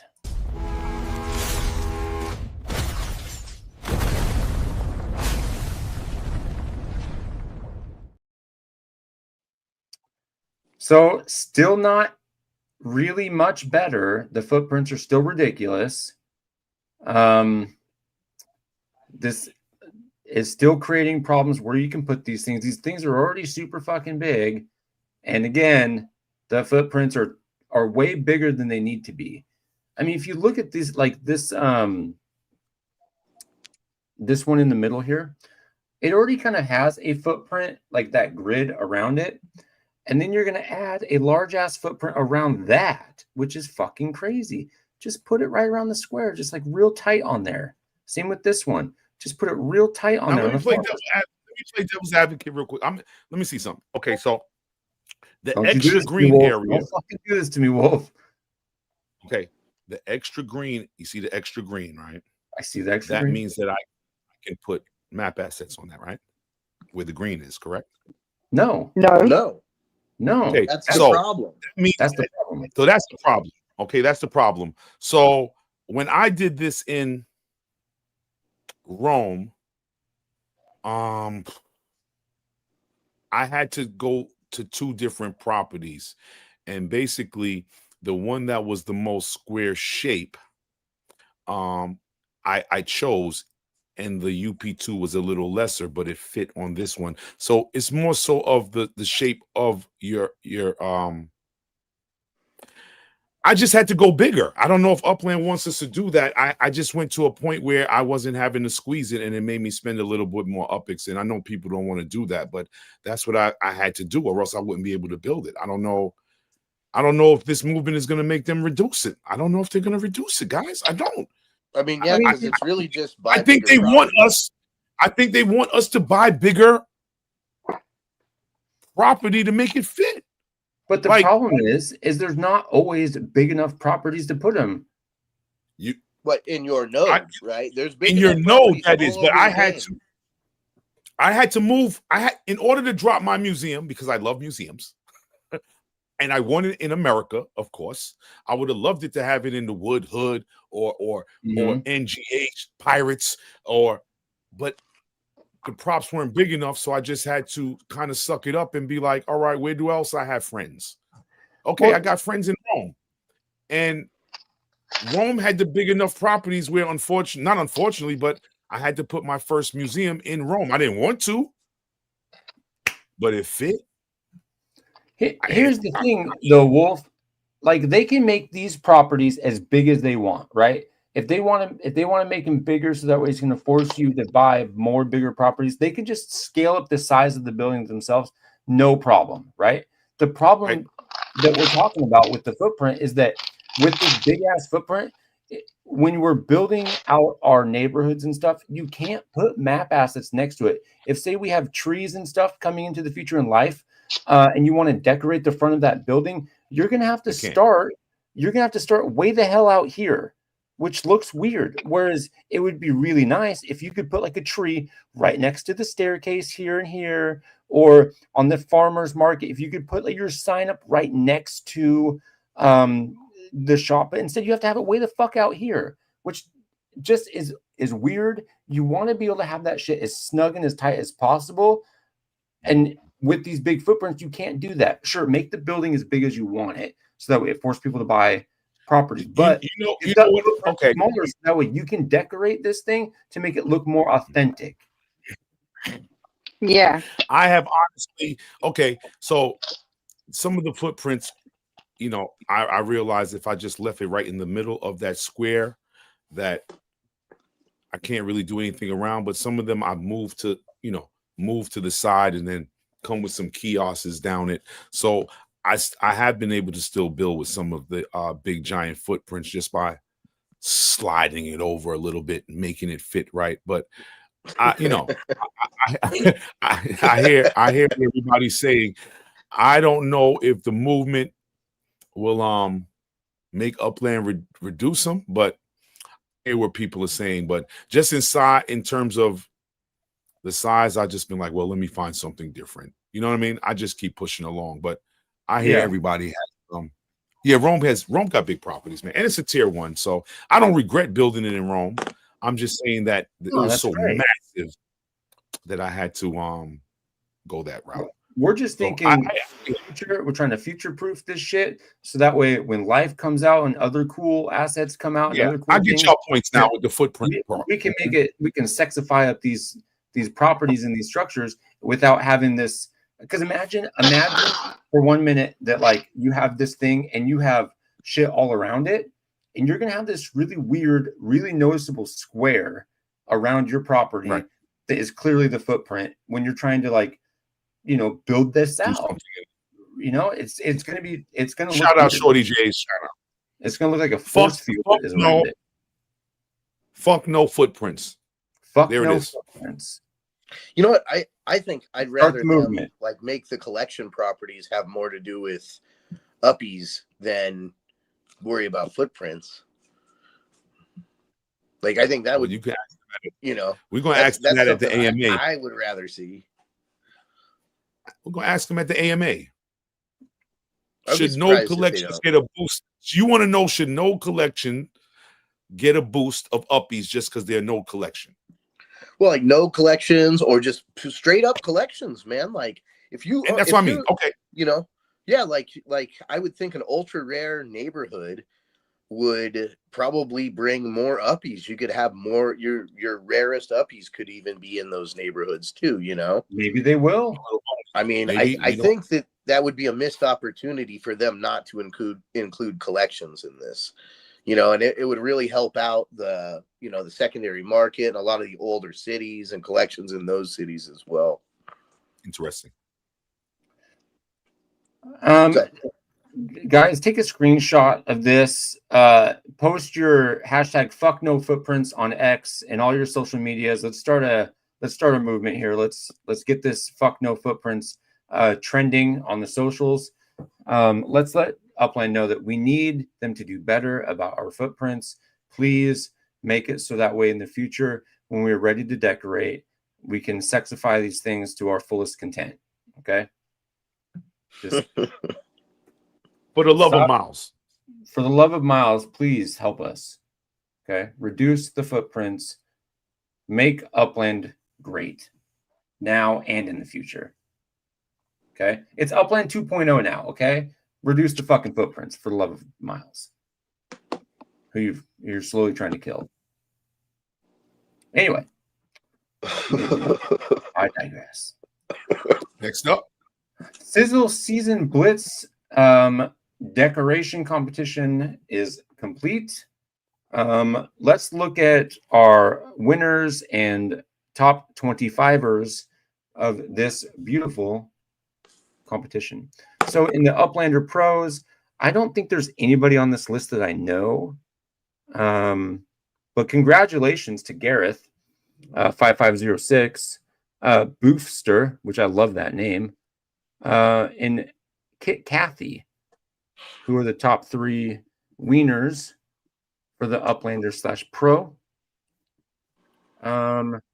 These little fucking gnats keep coming out of the woodwork. I don't know why they keep bugging me. The director, congratulations, and to Queen 2 for securing another victory in one of these decoration competitions. Picasso, number 2, and Camaville, number 3. I managed to pull off number 6. Who else we know on this list? Cal Trading Co. number 11. You're getting a lore legit. Congratulations. Katsi, number 15. Let's see here. WW Dog, nice work. Let's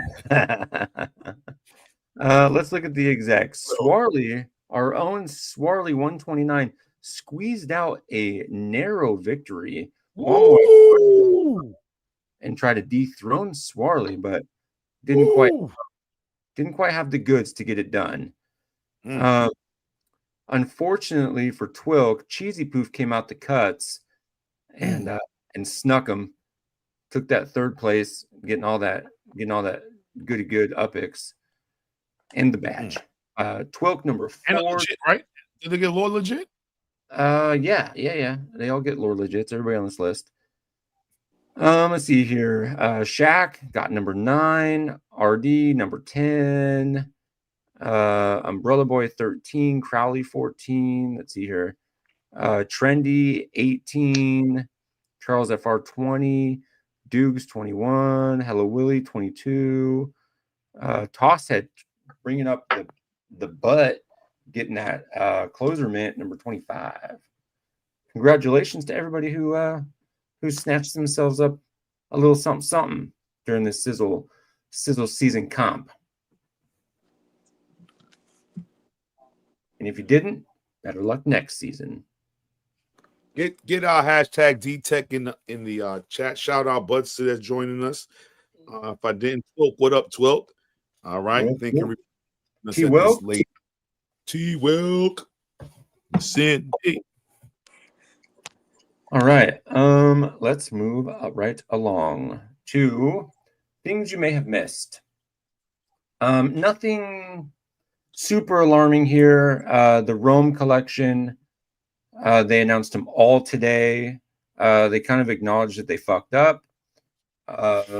And the community let them know that they fucked up and they acknowledged it, but they still waited till yesterday to release the final list of collections.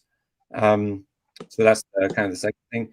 And then the third thing here from X1 They're talking about Sparklet Wars and how they're going to pause that for this season, just one season, while they get ready and do all the behind the scenes work for upbeat and such. So, any of this stuff news to you guys?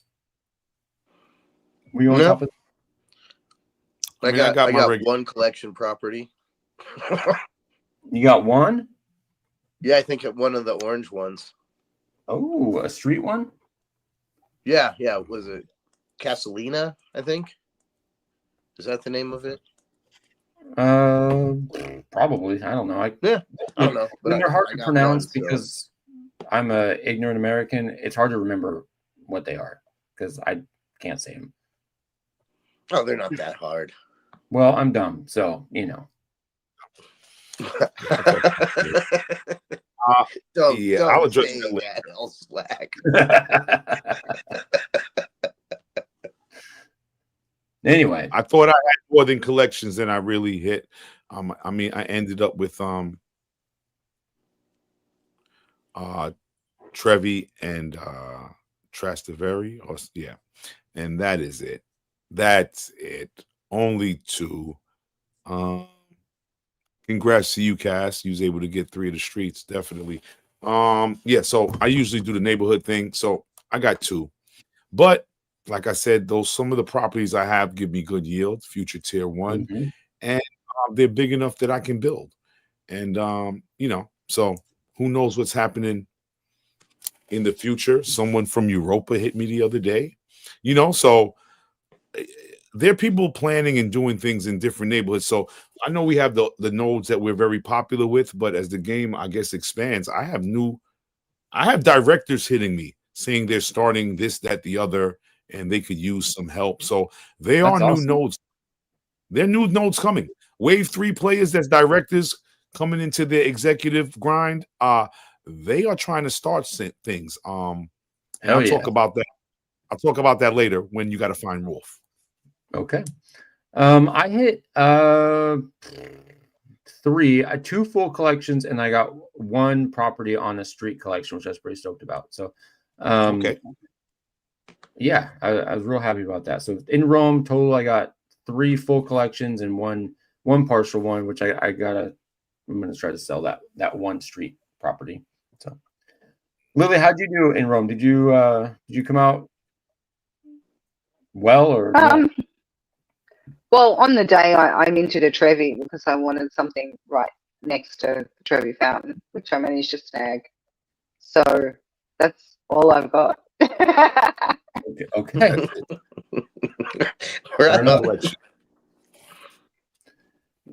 My castle was not a collection, if anybody's curious. I did mint a castle. It was fucking sweet. But unfortunately, the castle was not in a collection, but that's okay because it is my prized possession in Upland. I don't care what anybody says. It should have been a collection. But what are you going to build on it? I'm probably going to build your mom's house on there. Oh, right on, man. What you coming with? I didn't hear that. My mom's house. That was pretty good. That was pretty good. I give it to you. Oh my goodness. Oh, I don't know yet. I'm waiting for. She might be too big to fit in it, though, man. Hey, put a museum on it, man. Museum. Museum of Natural History. We love them all. We love them all. All moms are welcome on my castle property. If you know one, send her my way, please.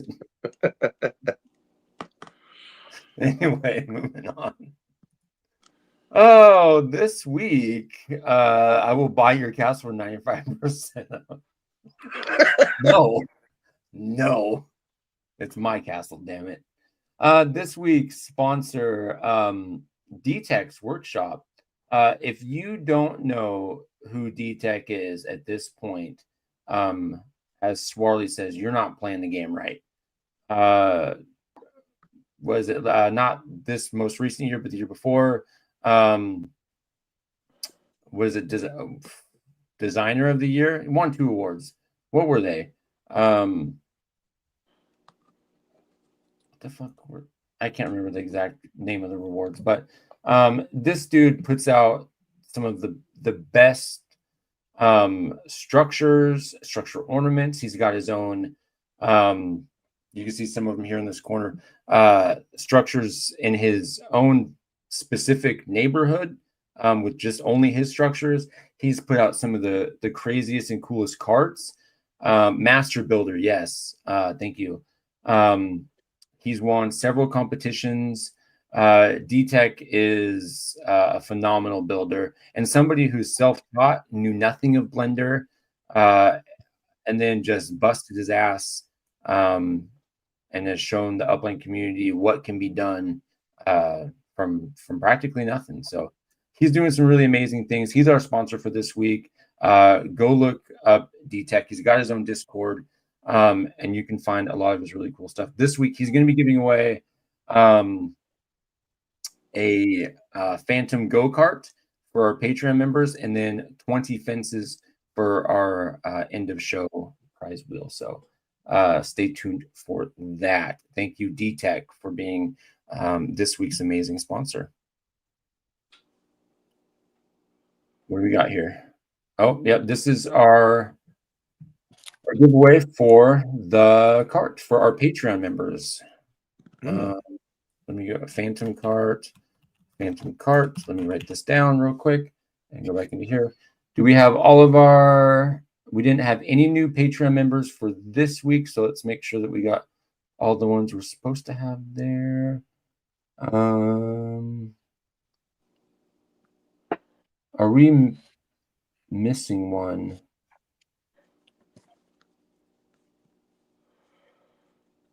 I think we are. Where is Neptune on this list? Neptune. There we go. All right. That looks right now. Fucking bugs. Yeah, don't forget that one. Yeah, mix it up. All right. I think we're good now. All right. Let's see who's gonna win the Phantom cart. Oh, is it gonna stay with Vape? It might, and it does. Vape High Guy, congratulations. Thank you for being a patron. Hey! Congratulations. You won the D-Tech Phantom cart. Right on. Congrats. Those are cool, those Phantom carts. They are. I got one, and it's badass. God. It's one of my favorite ones to race. I have 3 of them. Damn, brother. Yeah, I got 1 or 2, I think. Yeah, I got like 3 of them. Yeah. Okay, shit. Yeah, smash that like button, please, and thank you. All right. Don't forget to do hashtag DTech for our prize wheel at the end of the show tonight. Get it in, get it now, because we're not waiting around at the end of the show for you. So do it now. Spotlight. Let's do a little Uplandix, little spotlight. Swirly, if you want to take us away on this one, it's your time to shine, young man. Copy that.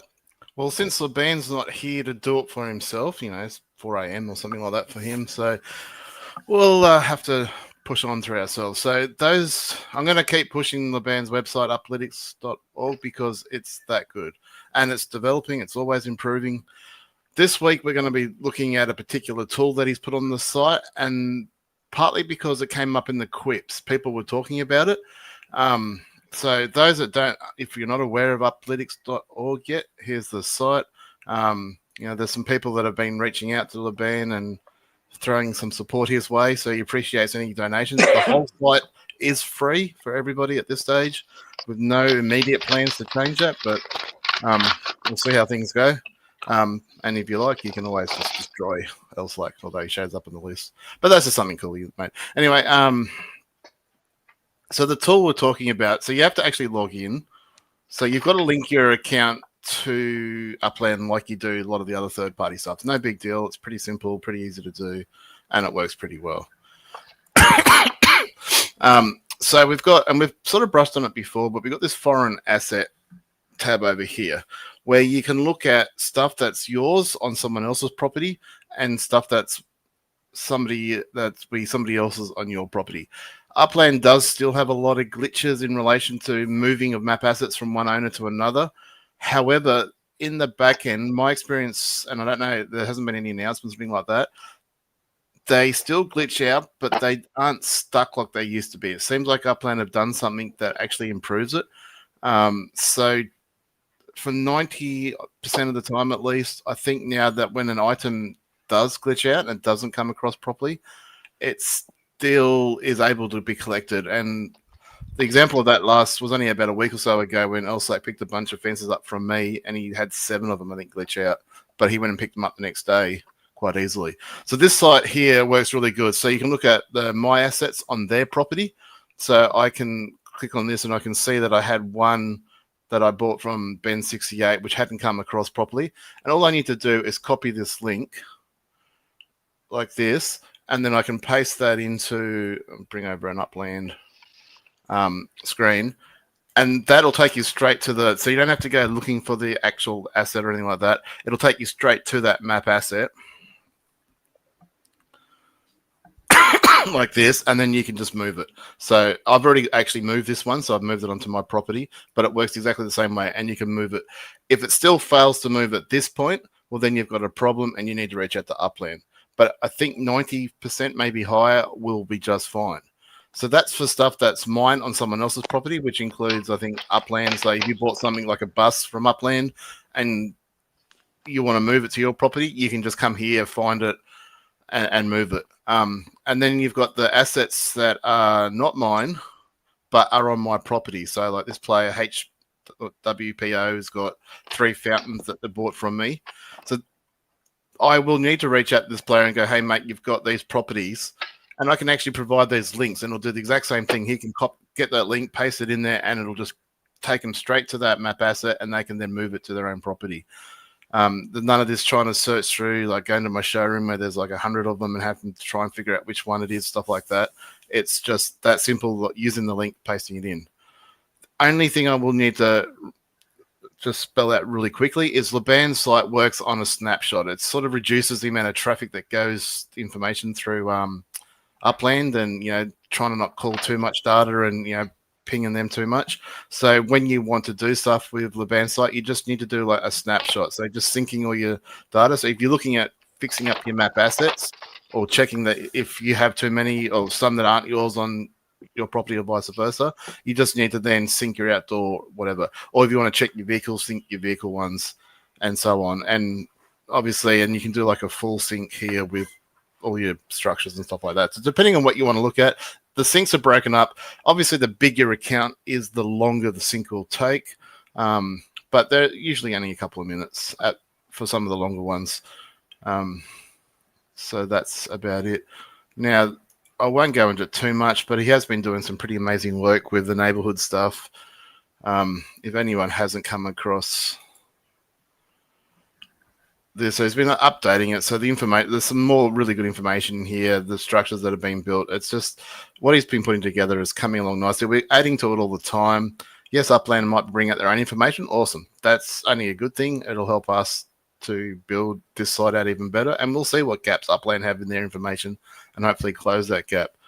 And in terms of, so there's a neighborhood version of that, but now he's also working on an individual version of that where you can see your own completed structures. So you've got residential structures working, so your factories and showrooms and your service unit structures. You can see how many you've got, and you can see where they are, and you can even sort by building apartments, and you can go to look at, I mean, they're there information. I don't know why exactly you'd want to go this, but it's there. Like all the information's here if you need to look at it, try and work out. I just like it, just seeing how many of the individual buildings I've got. I can see my apartments and so on. When we know residential numbers properly, all the common ones we know pretty well, so we can add that in and give you your living unit numbers. When we know all the unique structures, which we don't have that information at the moment, I know players are out there trying to reach for it. Upland, to my knowledge, haven't been forthcoming. Hopefully they are in the future. We'll just keep asking in the meantime. But again, this site's developing all the time. He's working on it almost daily.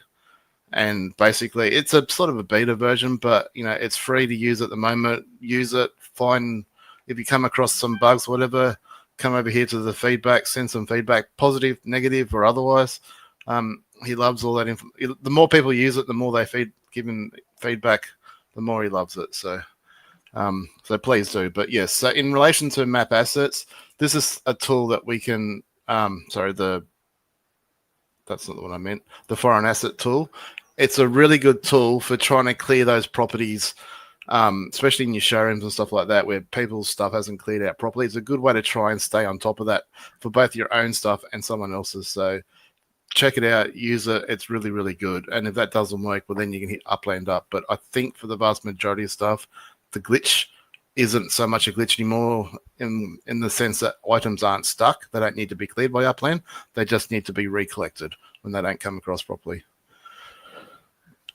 So hopefully some people can find that very useful. And that's it for this week's Spotlight. Thank you, sir. Much appreciated. The band, the man. The band, the man. Yeah, I heard a weird horn. So I think now it's time for some trivia.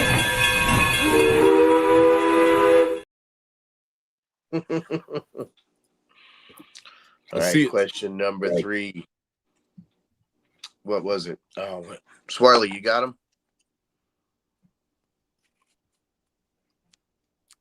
Coming right up. That was question number 3. Hold on. Falling. Question number 3. Where's it at? Oh my God. There it is. Oh my gosh. What player has the 3rd highest net worth? It's not Wolf. Never damn. Not me either. You know what I mean, Lily? So hey, good for them. It's kind of this one's kind of a tough one, I think, because you got to use I use Upland Optimizer to find this out, and I don't know if you'd be able to find it out on Upixland. So if somebody gets this one, I'll make it 20K. Wow. Well, somebody got WW Dog entry. Yep, WW Dog got it. It is Sotheby's. Wow, nice. Congratulations. Wow. That's a hell of a number. Okay. That's a hell of a number. All right. Well, guys, let's move on to our next thing, which I finally get to use my new animation for. So get excited for this.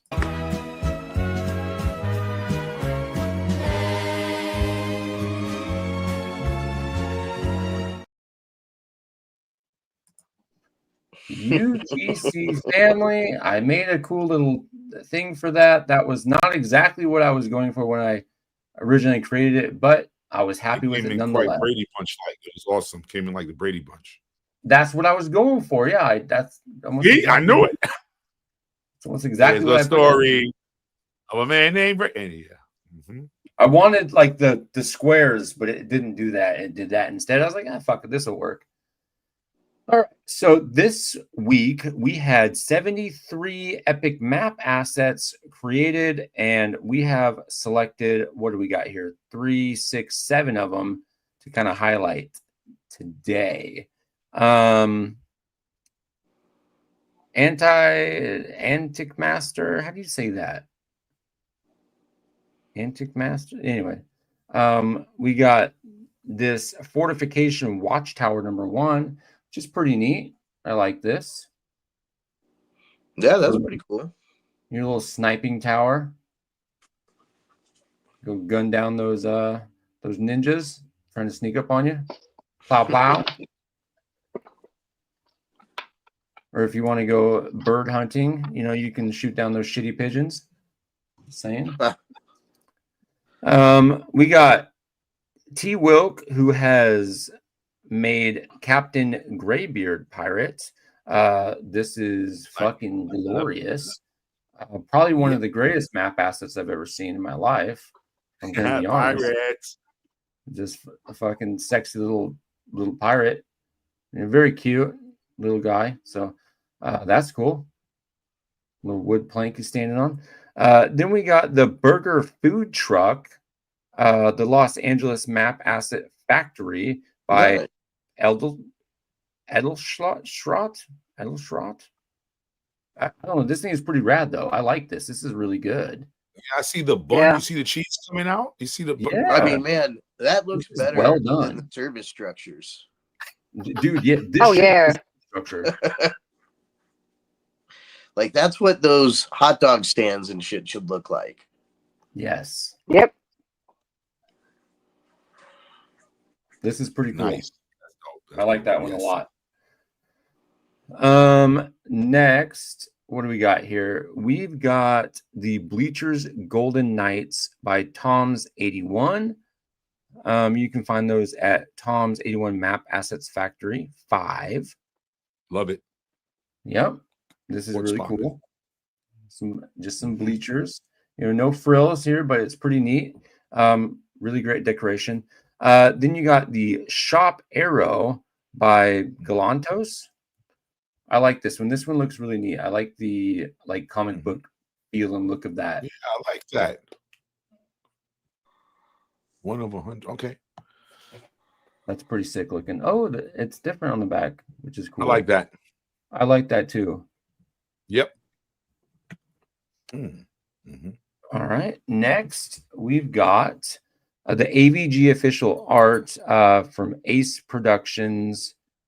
Mm-hmm. It's a sign with some graffiti on it. I'm assuming that's by Jin Skrilla. If I had to take a wild stab in the dark. My guy. But that's pretty cool. I like that. Anything that Jin Skrilla puts his touch on is pretty badass. I'm not gonna lie. That dude is a real artist. So Yeah. shout out to him. Shout out to Ace for putting something else together to highlight some Jin. Wow, you got one coming. I got one coming. Fuck yeah. Yeah. Swarley cycled through that too fast. I didn't get to see the glory. Don't pee on yourself. I already did. And You're a then prop owner. lastly, You're a prop on owner. TM, we got a Sugar Hill mailbox.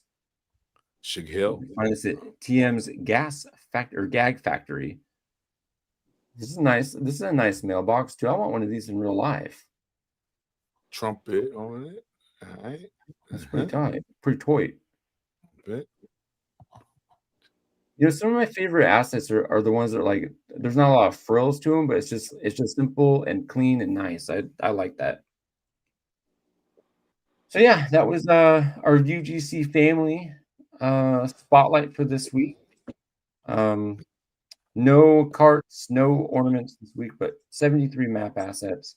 Of course, this is powered by uplitics.org. So this is where we find all of these little releases, and they don't show up minted ones. So there could be more, but they weren't minted yet, so we couldn't highlight them. So anyway, if you Babe, that's my jam, babe. I see that, babe. I see what you just talking here. wow, Let's go. Lily, you having a little dog fest back there? Little puppy powwow? Yeah, I'll get back on mute. All right, let's hear a little word from our sponsor, Ben68. This week's episode is again, as usual, proudly sponsored by the Metaverse Ventures Australia, the umbrella behind some of Upland's most iconic brands, including the Genesis, Node, Midtown Terrace, and of course, Samurai Aquatics, your go-to for high-quality OG decor map assets. He's going to be giving away 1 million Upix at the end of the year right here on Upland After Dark. And if you want to get your hands on some pretty sweet Ben 68 goodies, stay tuned for the end of the show when we're going to give away an NFT map asset pack of 3 random items from Ben 68 himself. So stick around and you'll have an opportunity to win that.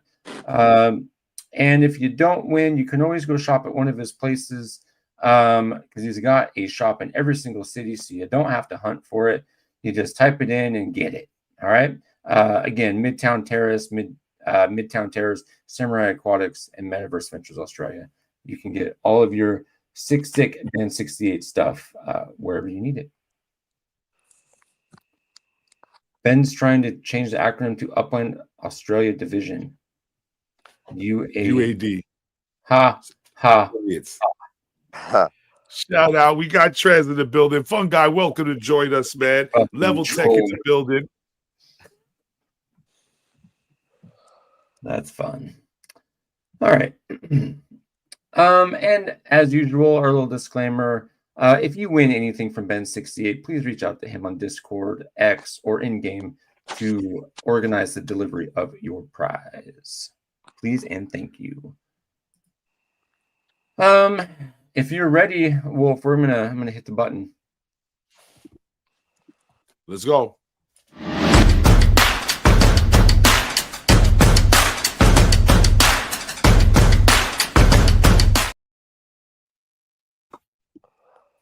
What's up, party people? Let's just get it done real quick. Where's Wolf? We're about to find Where's Wolf real quick. I'm gonna choose the city and the neighborhood. You got about 10 minutes to find where I am. You got to find my block explorer and take a snapshot of both our BEs together. If you're not in that city chilling out with me, then the first to DM me a photo of myself floating around in that neighborhood can also win some upics, but that's 5,000 upics. So I'm gonna let you know where I am right now while I do my sports intro. I had to get the hell out of Rome. I'll talk about that later. Kind of disappointed. It went haywire on me. I found some gems, but I also got some upic sinkholes of stuff that I didn't really want. But that's a whole nother story. So I flew out back to one of my affiliate neighborhoods. I'm in Washington, D.C. right now. And I am in a neighborhood that is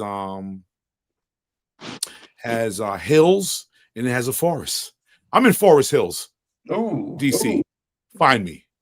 And as you find me, just look around what's going on in Forest Hills right now. Shout out to FHDC. I wanted to put you guys on the map, reaching out to me. Some directors on the way up. Some directors, Formiato and the crew, taking the challenge upon themselves to set things off in Forest Hills, which is not easy because DC is pretty expensive. So shout out to those guys as they're reaching out to some of the bigger players in the neighborhood, and I figured I'd help them out. Shout out FHDC, Forest Hills, DC. Can you find Wolf? Let me know. All right. That is Where's Wolf. In terms of what's going on in sports right now, it's been a up and down 2 weeks. I'm not going to panic. But I am 0-2 in the 50K league, and I am the commissioner. I clown Jarashad. We all clown Jarashad with his Buffalo Bill lineup, and he's goddamn 2-0. Okay, it's amazing. And we said anyway, this could happen too. I mean, we're like, look, we're not trying to throw shade, but you're doing things unconventionally, but it could work out, and it is working out. So it is good on him. Out. Absolutely. Shout out to Jarashad, man. So Hyde Park Ninjas, I believe I'm 1-1. I think SC Kicker got 2 wins on me last week because Joe Burrows got hurt. Merry Christmas, bro. You know what I mean? But like I said, it's 2 weeks in the season. We got a long way to go in that, but I'm doing well overall. And I just got to get my weight up in 50K. I'm 0-2, man. It's time to panic. I got that dub on you last week. Merry Christmas. The regular season. It happens, man. You know what I mean? The miracles do occur, you know. But let's see if you can sustain that. In Premier League, we got a huge one going on. We got the 4-0 Boy Dern in English Premier League versus the 3-1 Den of Wolves this week. So I am 3-1 in English Premier League, doing my thing. Boy Dern is undefeated. So we're going to see how that shapes up over the course of the weekend. And I think I play him in like Hyde Park or something. So I played Boy Dern twice, man. So don't worry about us in fantasy and Upland. We're doing our thing, beating up on each other. It's only week 2, but it feels like week 12 already, man. Who's 2-0 in the 50K league? Oh, wait, I am. Yeah, T. Wilt Fucking trash already. Week 2, bro. Right Calm here. down. Right here. But 2-0. he's 2-0. You got that. And for the winners of the Wolf prizes, they actually, I found the time for them to go out today. T. Wilt on the way. Mass Chef on the way. LeBan on the way. I mean, it is on the way, like 3 weeks on the way in Norway. But it's on the way to Norway. And other than that, FBA is returning, Coach Funk. We also have a $50K fresh draft basketball league. HGF. Sign me up. Yeah, I'm in. 50K basketball, fresh draft. Not a keeper. We're just going from the top, tippy top. Reach out to myself or Coach Funk. 50K high roller fantasy basketball. But that's it. Week 2, we're trugging along. Injuries, trying to survive injuries. How you doing, L? In fantasy football? 50K high roller. I'm 2-0. I'm looking pretty good. Undefeated, bro? Undefeated. Okay. Undefeated. Hyde Park, I'm not doing so good. I'm 0-2. Struggling there. Struggle bus. Yep. Premier League, I'm 1-2-1. Oh, yeah, that's all right. Okay. Yep. I did get a little advice from Boydern the other day, so I'm hoping that maybe Boydern didn't give me any advice. He didn't give me any advice. Well, look, man. Well, sometimes you got to play Xbox. Me and him were, gaming it up a little bit. I picked his brain a little bit about some. Look, Boydern.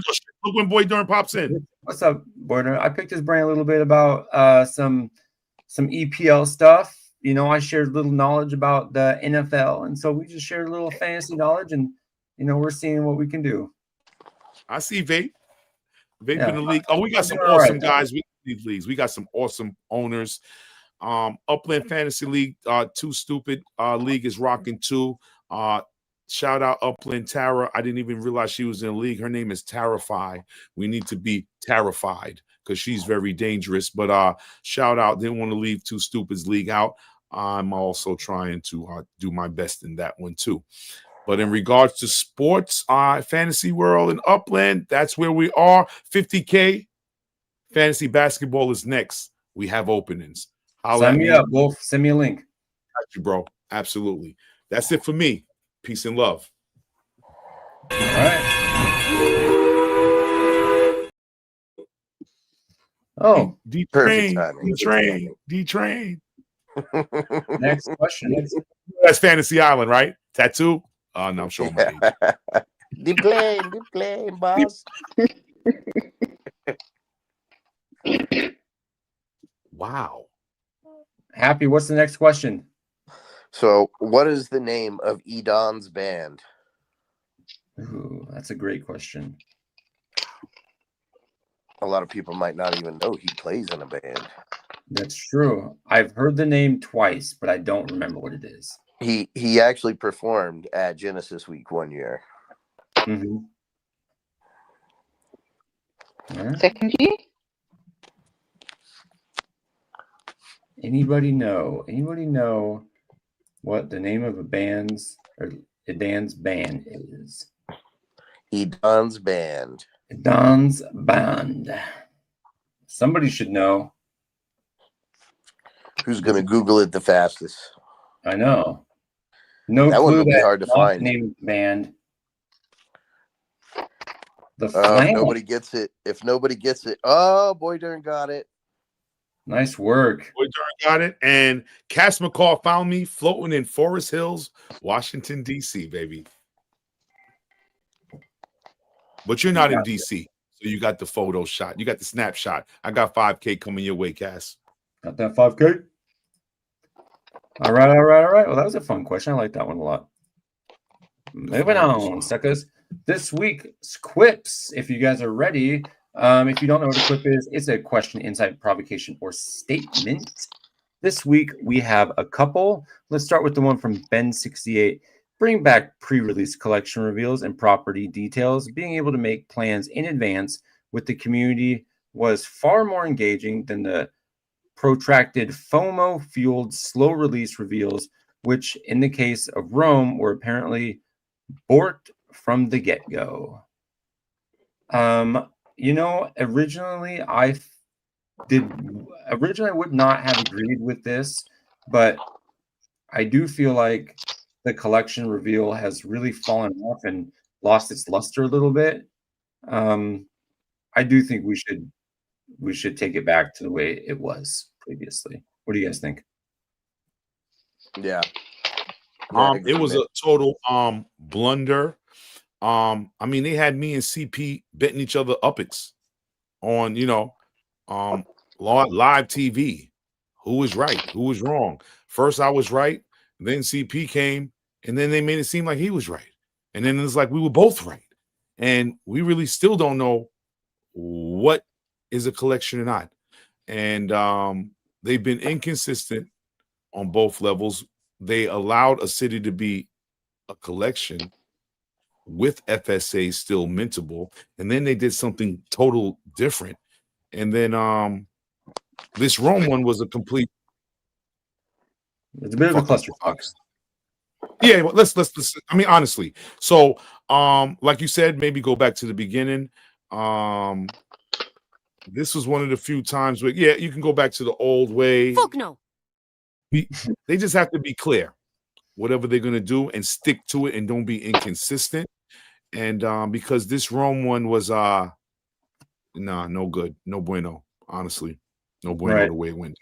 And who knows how long they've actually been doing it this way, the wrong way, and we just haven't caught it yet. So exactly. I mean, I feel like the last couple of city releases, I mean, the last 3 really, right? Like Sydney, we didn't get all the collections there. I mean, shit, it even goes back to Miami. I think Swarley was saying, like, I mean, so basically since the last Miami release, Sydney, and what's that last, like 4 or 5 cities they released, we've probably had this issue because if you haven't noticed, there was never collections revealed after the release. It was like maybe 1 or 2, and then there was nothing. And we waited until the very end. Yeah, we're waiting 6 weeks. You know, like, I don't know. I can understand the reason for it because it does keep people minting properties. And if you release collections too early, you basically just wind up with a bunch of neighborhoods that didn't do anything. But now, I mean, with uppies coming in and people having to build things up, I think that'll change a lot. So, going back to the old way of doing things is just a much better idea, and have it just be like you have your release one date and then you release half the collections this date and then half the collections this date. You don't have to do it all at once, like they could spread it out a little bit so that it, you still kind of get that feeling, but just release them. Don't make it that you have to have the neighborhood minted out, like I think that causes a lot of problems.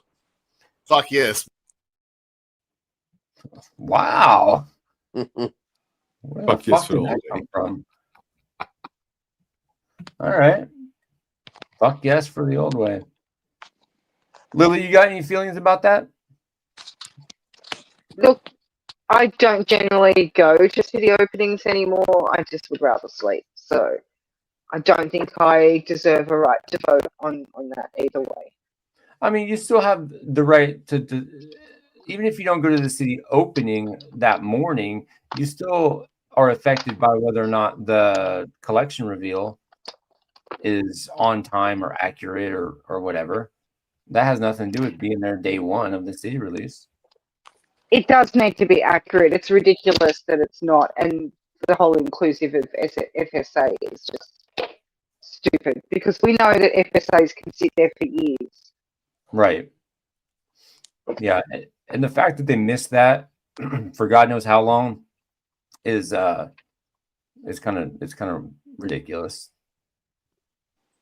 I mean, you see how long I've been in Rome for like 6 months, and I just got back to DC. Like they made me mint in all kinds of different places. I play the spec game. Me too. And not all of it is bad because I did, like I said, secure some great size properties. They are not per se Upland collections, but we got some great players in different neighborhoods in Rome that are trying to do some things. You understand what I mean? So just like St. James, shout out to St. James. I remember when St. James didn't hit when London, and I jumped in St. James, and now St. James went from a minted neighborhood, no collection status, to being a rare. Yeah. So, you know, I looked the other day and I had a red on my block Explorer. I was like, where's that from? St. James. So players, if they're organized enough, if they're thorough enough, you can take that neighborhood that was not a node and do things with it. Evergreen, Sherwood, Belrose, Creedmoor, and Future, NGH. You know what I mean? So it's up to the people. So I won't say that I flopped in Rome, but just the speculation and the inconsistencies is quite disturbing. But I did get some good properties in Rome. Just remember, if you get a collection due to that, you have to go to your collection, break the collection, and re-add it before you get the Up Explorer. Get your Rome collection and get out of there, huh? Yeah. Yeah. Lily, what was that? You have to break the collection? Yes, you have to break the collection and re-add it. Otherwise, your node property won't get its bonus. You won't get the Up bonus. Yes. Oh, okay. Oh, yes.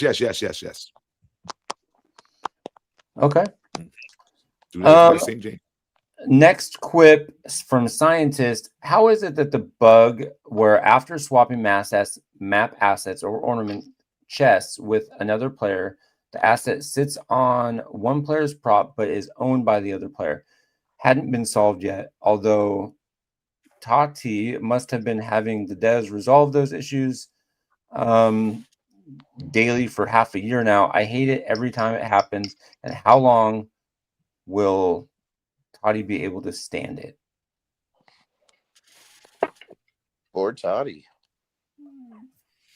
Yeah, I usually hit support when it gets stuck and kind of take care of it, but it's annoying. It is super annoying. Yeah. Yeah. I don't know. Properties would get stuck. Yeah. I mean, it was happening being in Jen Skrilla. He was like, this always happens with my properties. But we both hit support and it worked out because my walls were getting stuck on his property. It was amazing. I didn't know.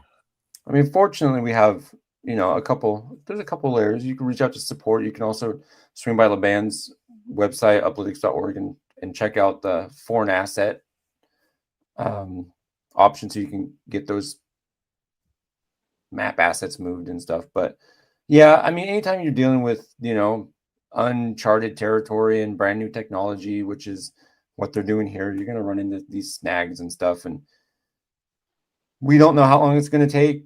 It's not like anybody else has a solution for this because nobody else is doing this sort of thing. So, you know, we just going to have to accept the good with the bad, I think, because there's nobody else doing it. And Upland just has to figure it out as they go along. And so I don't know why it happens, but it is annoying. But, you know, at least we have a good support system where they do a pretty good job of getting that stuff fixed up pretty quick. Oh yeah, Teddy is amazing.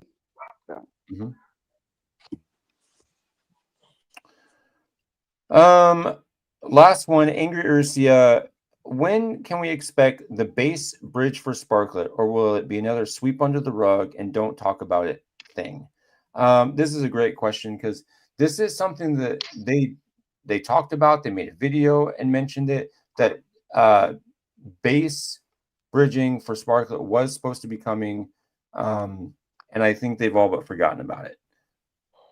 So I don't know. I do think that if we don't talk about it, they will just sweep this under the rug and just be like, no, we're not ever going to do that. I don't think it's ever going to come, personally. What do you guys think? I think it will come. I don't think it'll be that tough for them to figure it out. I think it's on the back burner right now. They ain't studying that. Yeah, that's what I figure. I mean, they're trying to roll out the uppies, and you know that drives a lot more hype than putting something on base. But right. Angry can ask them. They got an AMA coming, so let's get them questions ready. Fire off, and they come in live. So hey, yeah, I mean, shit. I mean, Get it'll be a ready. good one too. I mean, this is, basically end of September, we're rolling in the last quarter of the year. Mm-hmm. It could be fireworks too. We could see, you never know. This could be when Bitcoin really makes its, spiral up and crypto goes crazy and people have more money to spend, hopefully, and then they come into Upland later. Yeah, you hit that final quarter. You want to excite your investors for the next fiscal year. So, we'll see. We'll see. All right. Thank you for those of you who put in your quips. If you have a quip, please submit it on the Vulgarian Discord server under the quip section. And not only could it make it onto the show, but it will give you an entry into winning the 1 million UPIX at the end of the year show. So it's worth doing. So anyway, moving on. Again, we're always going to highlight our Patreon members and let you guys know what's going on. So we have 3 tiers of Patreon member you can sign up for. We got the $1 teabagger, which has all these little bonuses here on the side: automatic entry to end of show drawings, early access to Time Zone Trio happenings. You get a free teabagger while supplies last, exclusive Discord channel shoutouts, and exclusive drawings like we did earlier in the show. We also have the Teabagger Plus, which is $5 if you so choose. You get everything from the $1 Teabagger, plus 4 exclusive physical stickers, one every 3 months for the first year. And then probably the one that I think is the best bang for your buck, which is the $10 Golden Teabagger. Everything from the $1 tier, plus a Golden Teabagger while supplies last. Digital downloads, exclusive physical swag every 3 months for the first year. That's going to be 3 mugs and a t-shirt, plus all the good stuff from the first Teabagger set. There's only 44 of the Golden Teabaggers. So once those run out, that tier is done. So you don't want to hesitate, because it seems like people are always winning. Our Patreon members are always winning at their drawings at the end of the show. Not only that, we do free stuff, and we did uplitics.org, kind of beta access and stuff. So yeah, there's a lot of perks, and we're hopefully going to be adding more soon as we come up with more exciting stuff. And just as a heads up, if you own a Teabagger, which is the blue one, every month I do a 5,000 UPIX drawing. And if you're a Golden Teabagger starting in October, I'm going to be doing a $10 USD drawing every month for one lucky winner, which will essentially pay for your membership for that month. So sign up and it could potentially pay for itself. Yeah, Uplitics is super OP. So get in on that while you still can.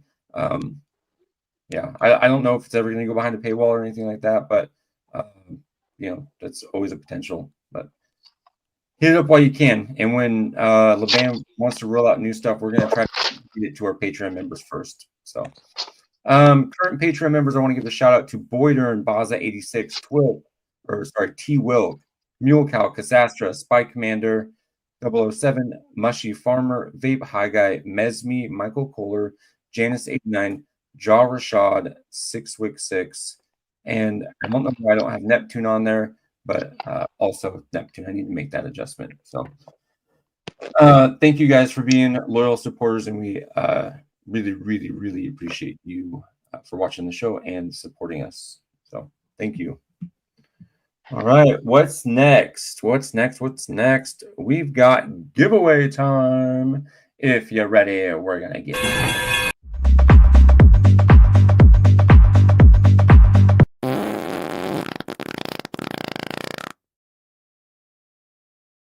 Look at us fighting for our segues here. All right, let's do our trivia first, and then we'll do some giveaways.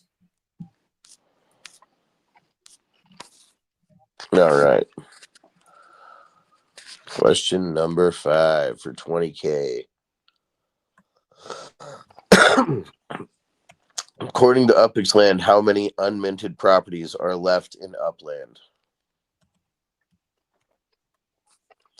I believe it is.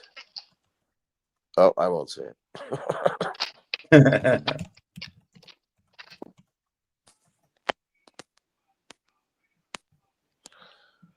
Anybody? Do they have to get it exactly? It's got to be whatever Upland says right now. Okay. Okay. All you got to do is go to Upland. Oh wait, a lot of people might not pay for Upland. Mm-hmm. I pay. It's what, $5 a month? Yeah. Like 6 or something. Oh, Vape High Guy, is that accurate? I mean, it looks like it. Looks like Swarley said, according to UPX land, it's 280,670. Yep. That's it. It's 280,000. All right, congratulations to the vapiest of high guys. Congrats, babe. Congratulations, Mr. Swarley. If you are ready for the spin wheel, we're gonna get right after this damn thing. You know what though? That's actually kind of crazy that that's not a lot of properties when you think about it. Well, I mean, they locked a fuck ton of them out, so I was gonna say that's about as many as they blocked out. Yeah. It's not less. So we're gonna give away tonight. We're gonna do a teabagger first. So whenever you're ready, take over the screen, and we're gonna give away a teabagger.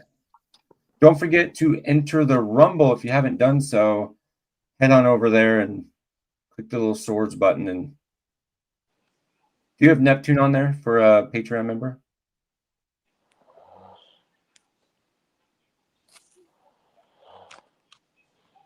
Perfect. Got it. Okay. Thank you very much. Shuffle, shuffle, shuffle.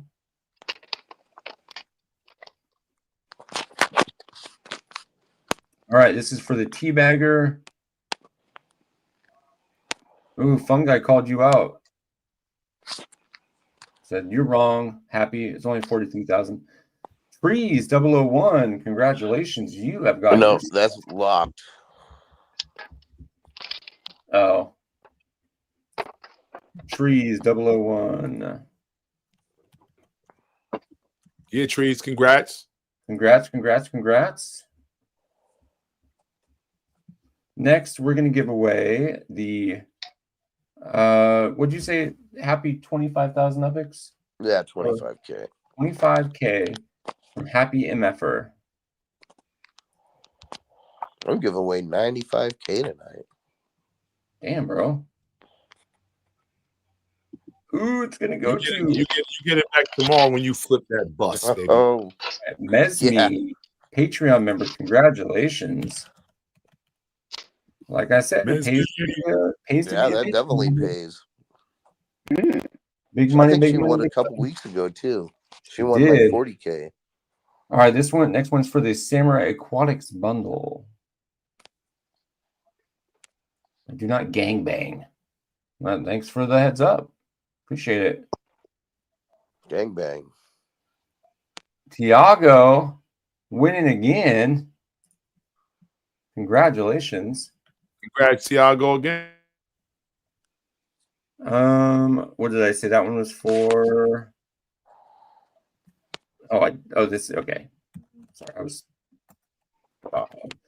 Next one is going to be for the Wolf Shield from WolfWarner for protection. Here come Janice. Is Janice here today? Is Giannis here? Because gosh, let's see if I saw Giannis Giannis earlier. Giannis is here. Here we go. Nope, there's a fun guy. Congratulations, fun guy. What? Fun guy with a ship. Congrats. Congratulations. Fun guy, that's your IGN? Congrats, my friend. You got some protection. You about to get on the bus. You getting a bus tomorrow just because you got a shield. Just in that bus. Put him on the bus. Next, put him on the bus. I'm gonna be talking. Yep. A medium stand from the Real No Depot, courtesy of Elijah Judah. Thank you very much. Nice. I got you. They do some good work out there. HPF Metaverse Innovations. Congratulations, Coach Foothill. Coach Funk with the dub. All right.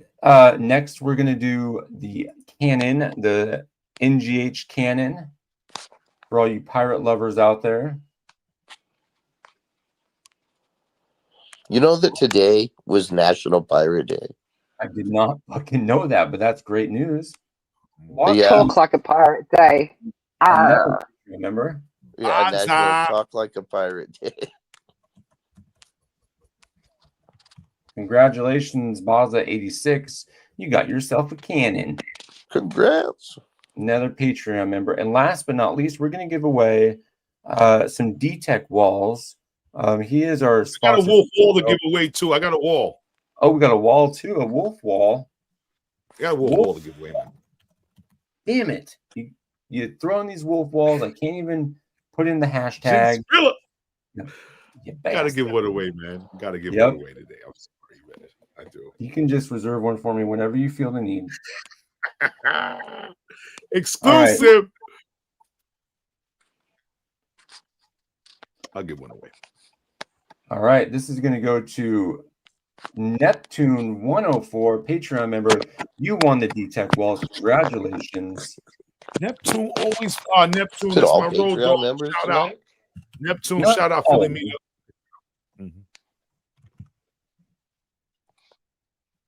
Congratulations. And then lastly, the wolf wall. It's going to go to one lucky little fucker. Let's see. And that lucky little fucker is John Fitzwell. Congratulations, John. That was like a half spin. Does it spin? Okay. It spun. He spun the damn thing. Congratulations to all the winners. Congratulations. Yeah. I got your wall, baby. I'm proud of you. Free stuff is good stuff. Pretty cool. Congratulations, everybody. All right. Let's move along. And I'm going to talk a little bit Cal, about... I'll holler at you, Cal. Pardon me. I'll holler at you, Cal, for the wolf wall. You know we would, Hood. Don't worry about it. We'll talk. What's up, Pirates? G'day, legends. I'm giving away 1 million UPX at the end of the year, right here on the one and only Upland After Dark show. Don't miss out. All right, you heard it right there. Ben68 is giving away 1 million UPX at the end of the year, right here on Upland After Dark. If you want in on that sweet, sweet UPX, all you got to do is a couple things. And any one of these will get you an entry. Join the Rumble, use the weekly hashtag live, or be a Patreon member. You get the automatic entry. Post your flip of the week, which we did not have this week because we didn't have enough entries.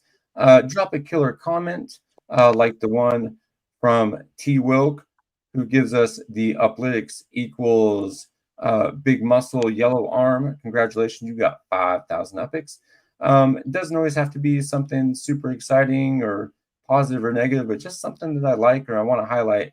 And this week, I thought this one was perfect. So it goes to T. Wilk. And you get your entry into the 1 million UPX at the end of the year from Ben68, among a bunch of other shit we're probably going to give away. And then lastly, you can post quips in the Vulgarian Discord channel. And if it's used on the show, you'll get another entry for your efforts.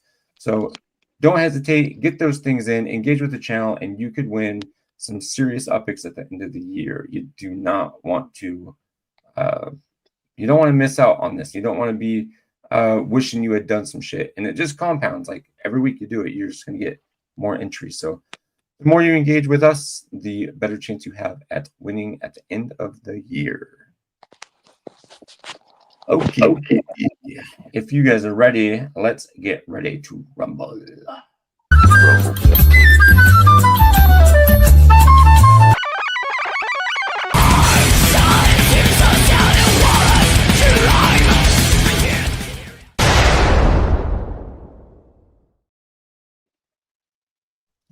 Okay. If you have not joined the Rumble, please follow that QR code on the screen. Hit the little battle swords that are crossing and get entered in the Rumble. Lily, if you are ready here in a few minutes, I will hit start and we can get there. Yeah. Okie dokie. I'll give us about another 15 seconds. If anybody else wants to join, we're at 29 at the moment. Let's see if we can get to 30. 29. Let's see. We're at 29. You got about 5 seconds. I'm going to hit the start. We want to get to 30. All right. I guess it's not happening. Starting it at 29. Here we go. Wait, let me make sure I entered. I did. Perfect. Okay. Let's do it. Okay. We're rumbling. Potato mode. Okie dokie. Round one. Okay. Round one. Rural Max finished a peeler from the deepest corner of the kitchen. Okay, we're talking potatoes. Got it now. Boydern the Emperor made French fries out of Neptune. Sorry, Neptune, you're going. Swally was crowned Emperor of the Taters. The first decree was to have KO Ninja the Warrior roasted. Nice. Sounds about right. Elflack took a stroll through the garden, feeling the soil between its roots. HappyMFR chased down and baked Scientist. Oh my god. Maui skewered Castigmar and grilled them evenly. Scientist surged back to life. Jules submerged Jenka. Oops. Killer pocketed cooking oil from the cupboards. Cow Trading Co. baked Vape High Guy. Oh, vape. Oh no. Vape. Vape got baked. Yep. What happened? Jules hung out in the pantry. Maui was crowned Emperor of the Taters. Their first decree was to have Cow Trading Co. roasted. He came back to life. Didn't work. Kazakmar grew back together, its mashed body swelling with fresh life. Oh, WolfWarner hung out with its friends in the pantry watching the World Cup play. That's what we do. Yeah, I don't think you see much from a pantry though, but anyway. Elslack ended their journey on the cutting board. That's rough. Swally took a stroll through the garden. Oh man. Neptune grew back together. Oh.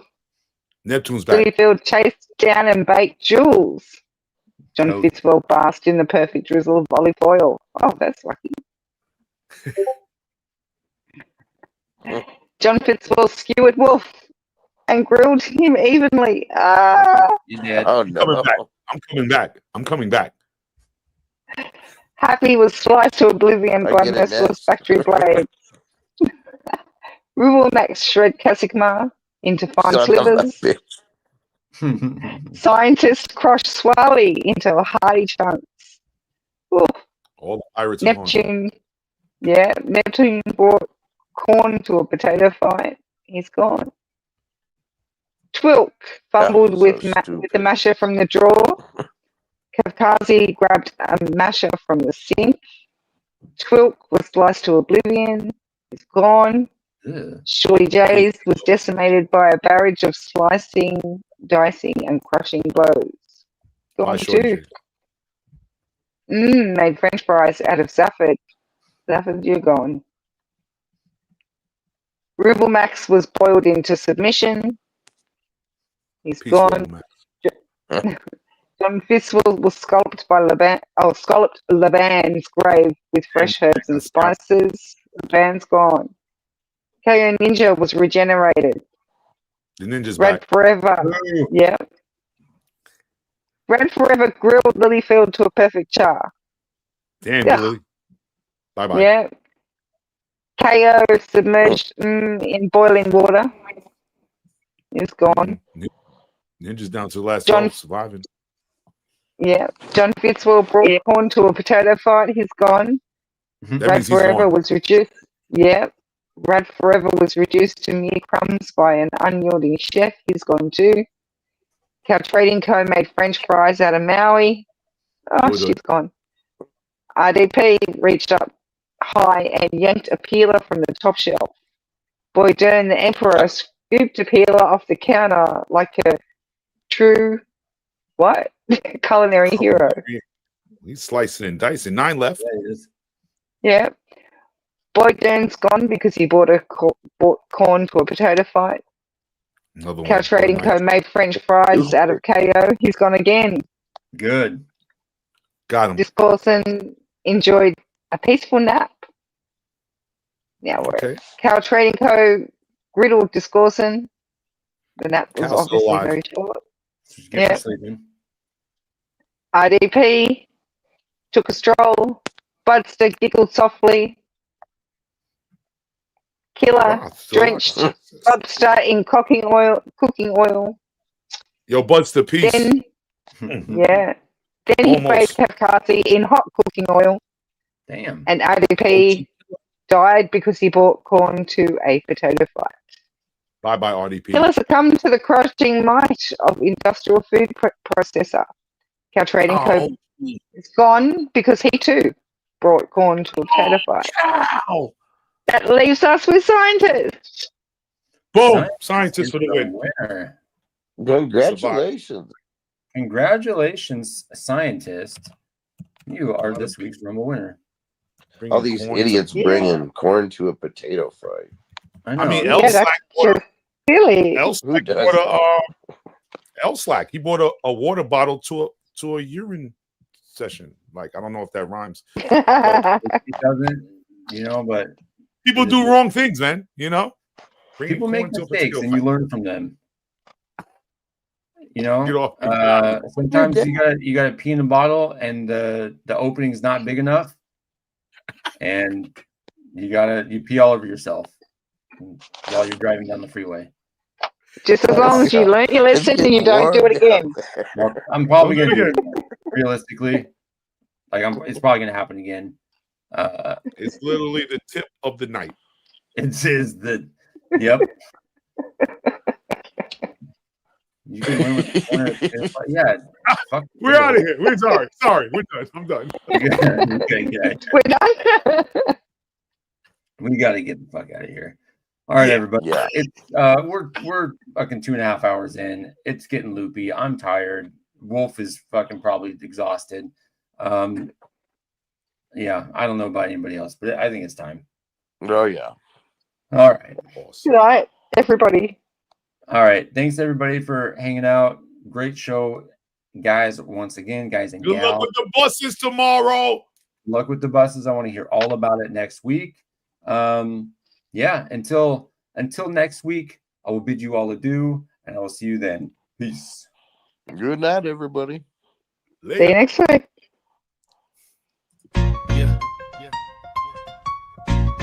When the night falls and the city sleeps, Upland after dark, we hit the streets under the stars.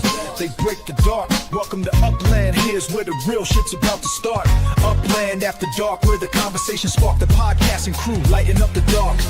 Upland after dark, adventures to embark, tune and unwind and feel the sweet sounds of voices in your mind. Voices in your mind. From tales untold, the voice is bold, guiding you through stories of new and old. When the shadows embrace, we find our space. Upland after dark, your motherfucking safe space. Upland after dark, where the conversation spark. The podcasting crew, lighten up the dark. Upland after dark, adventures to embark. Tune in, unwind, and feel those sweet sounds of voices in your mind. Bringing those together, we're birds of the same feather. Rocking with this crew, there ain't nothing we can't weather on this.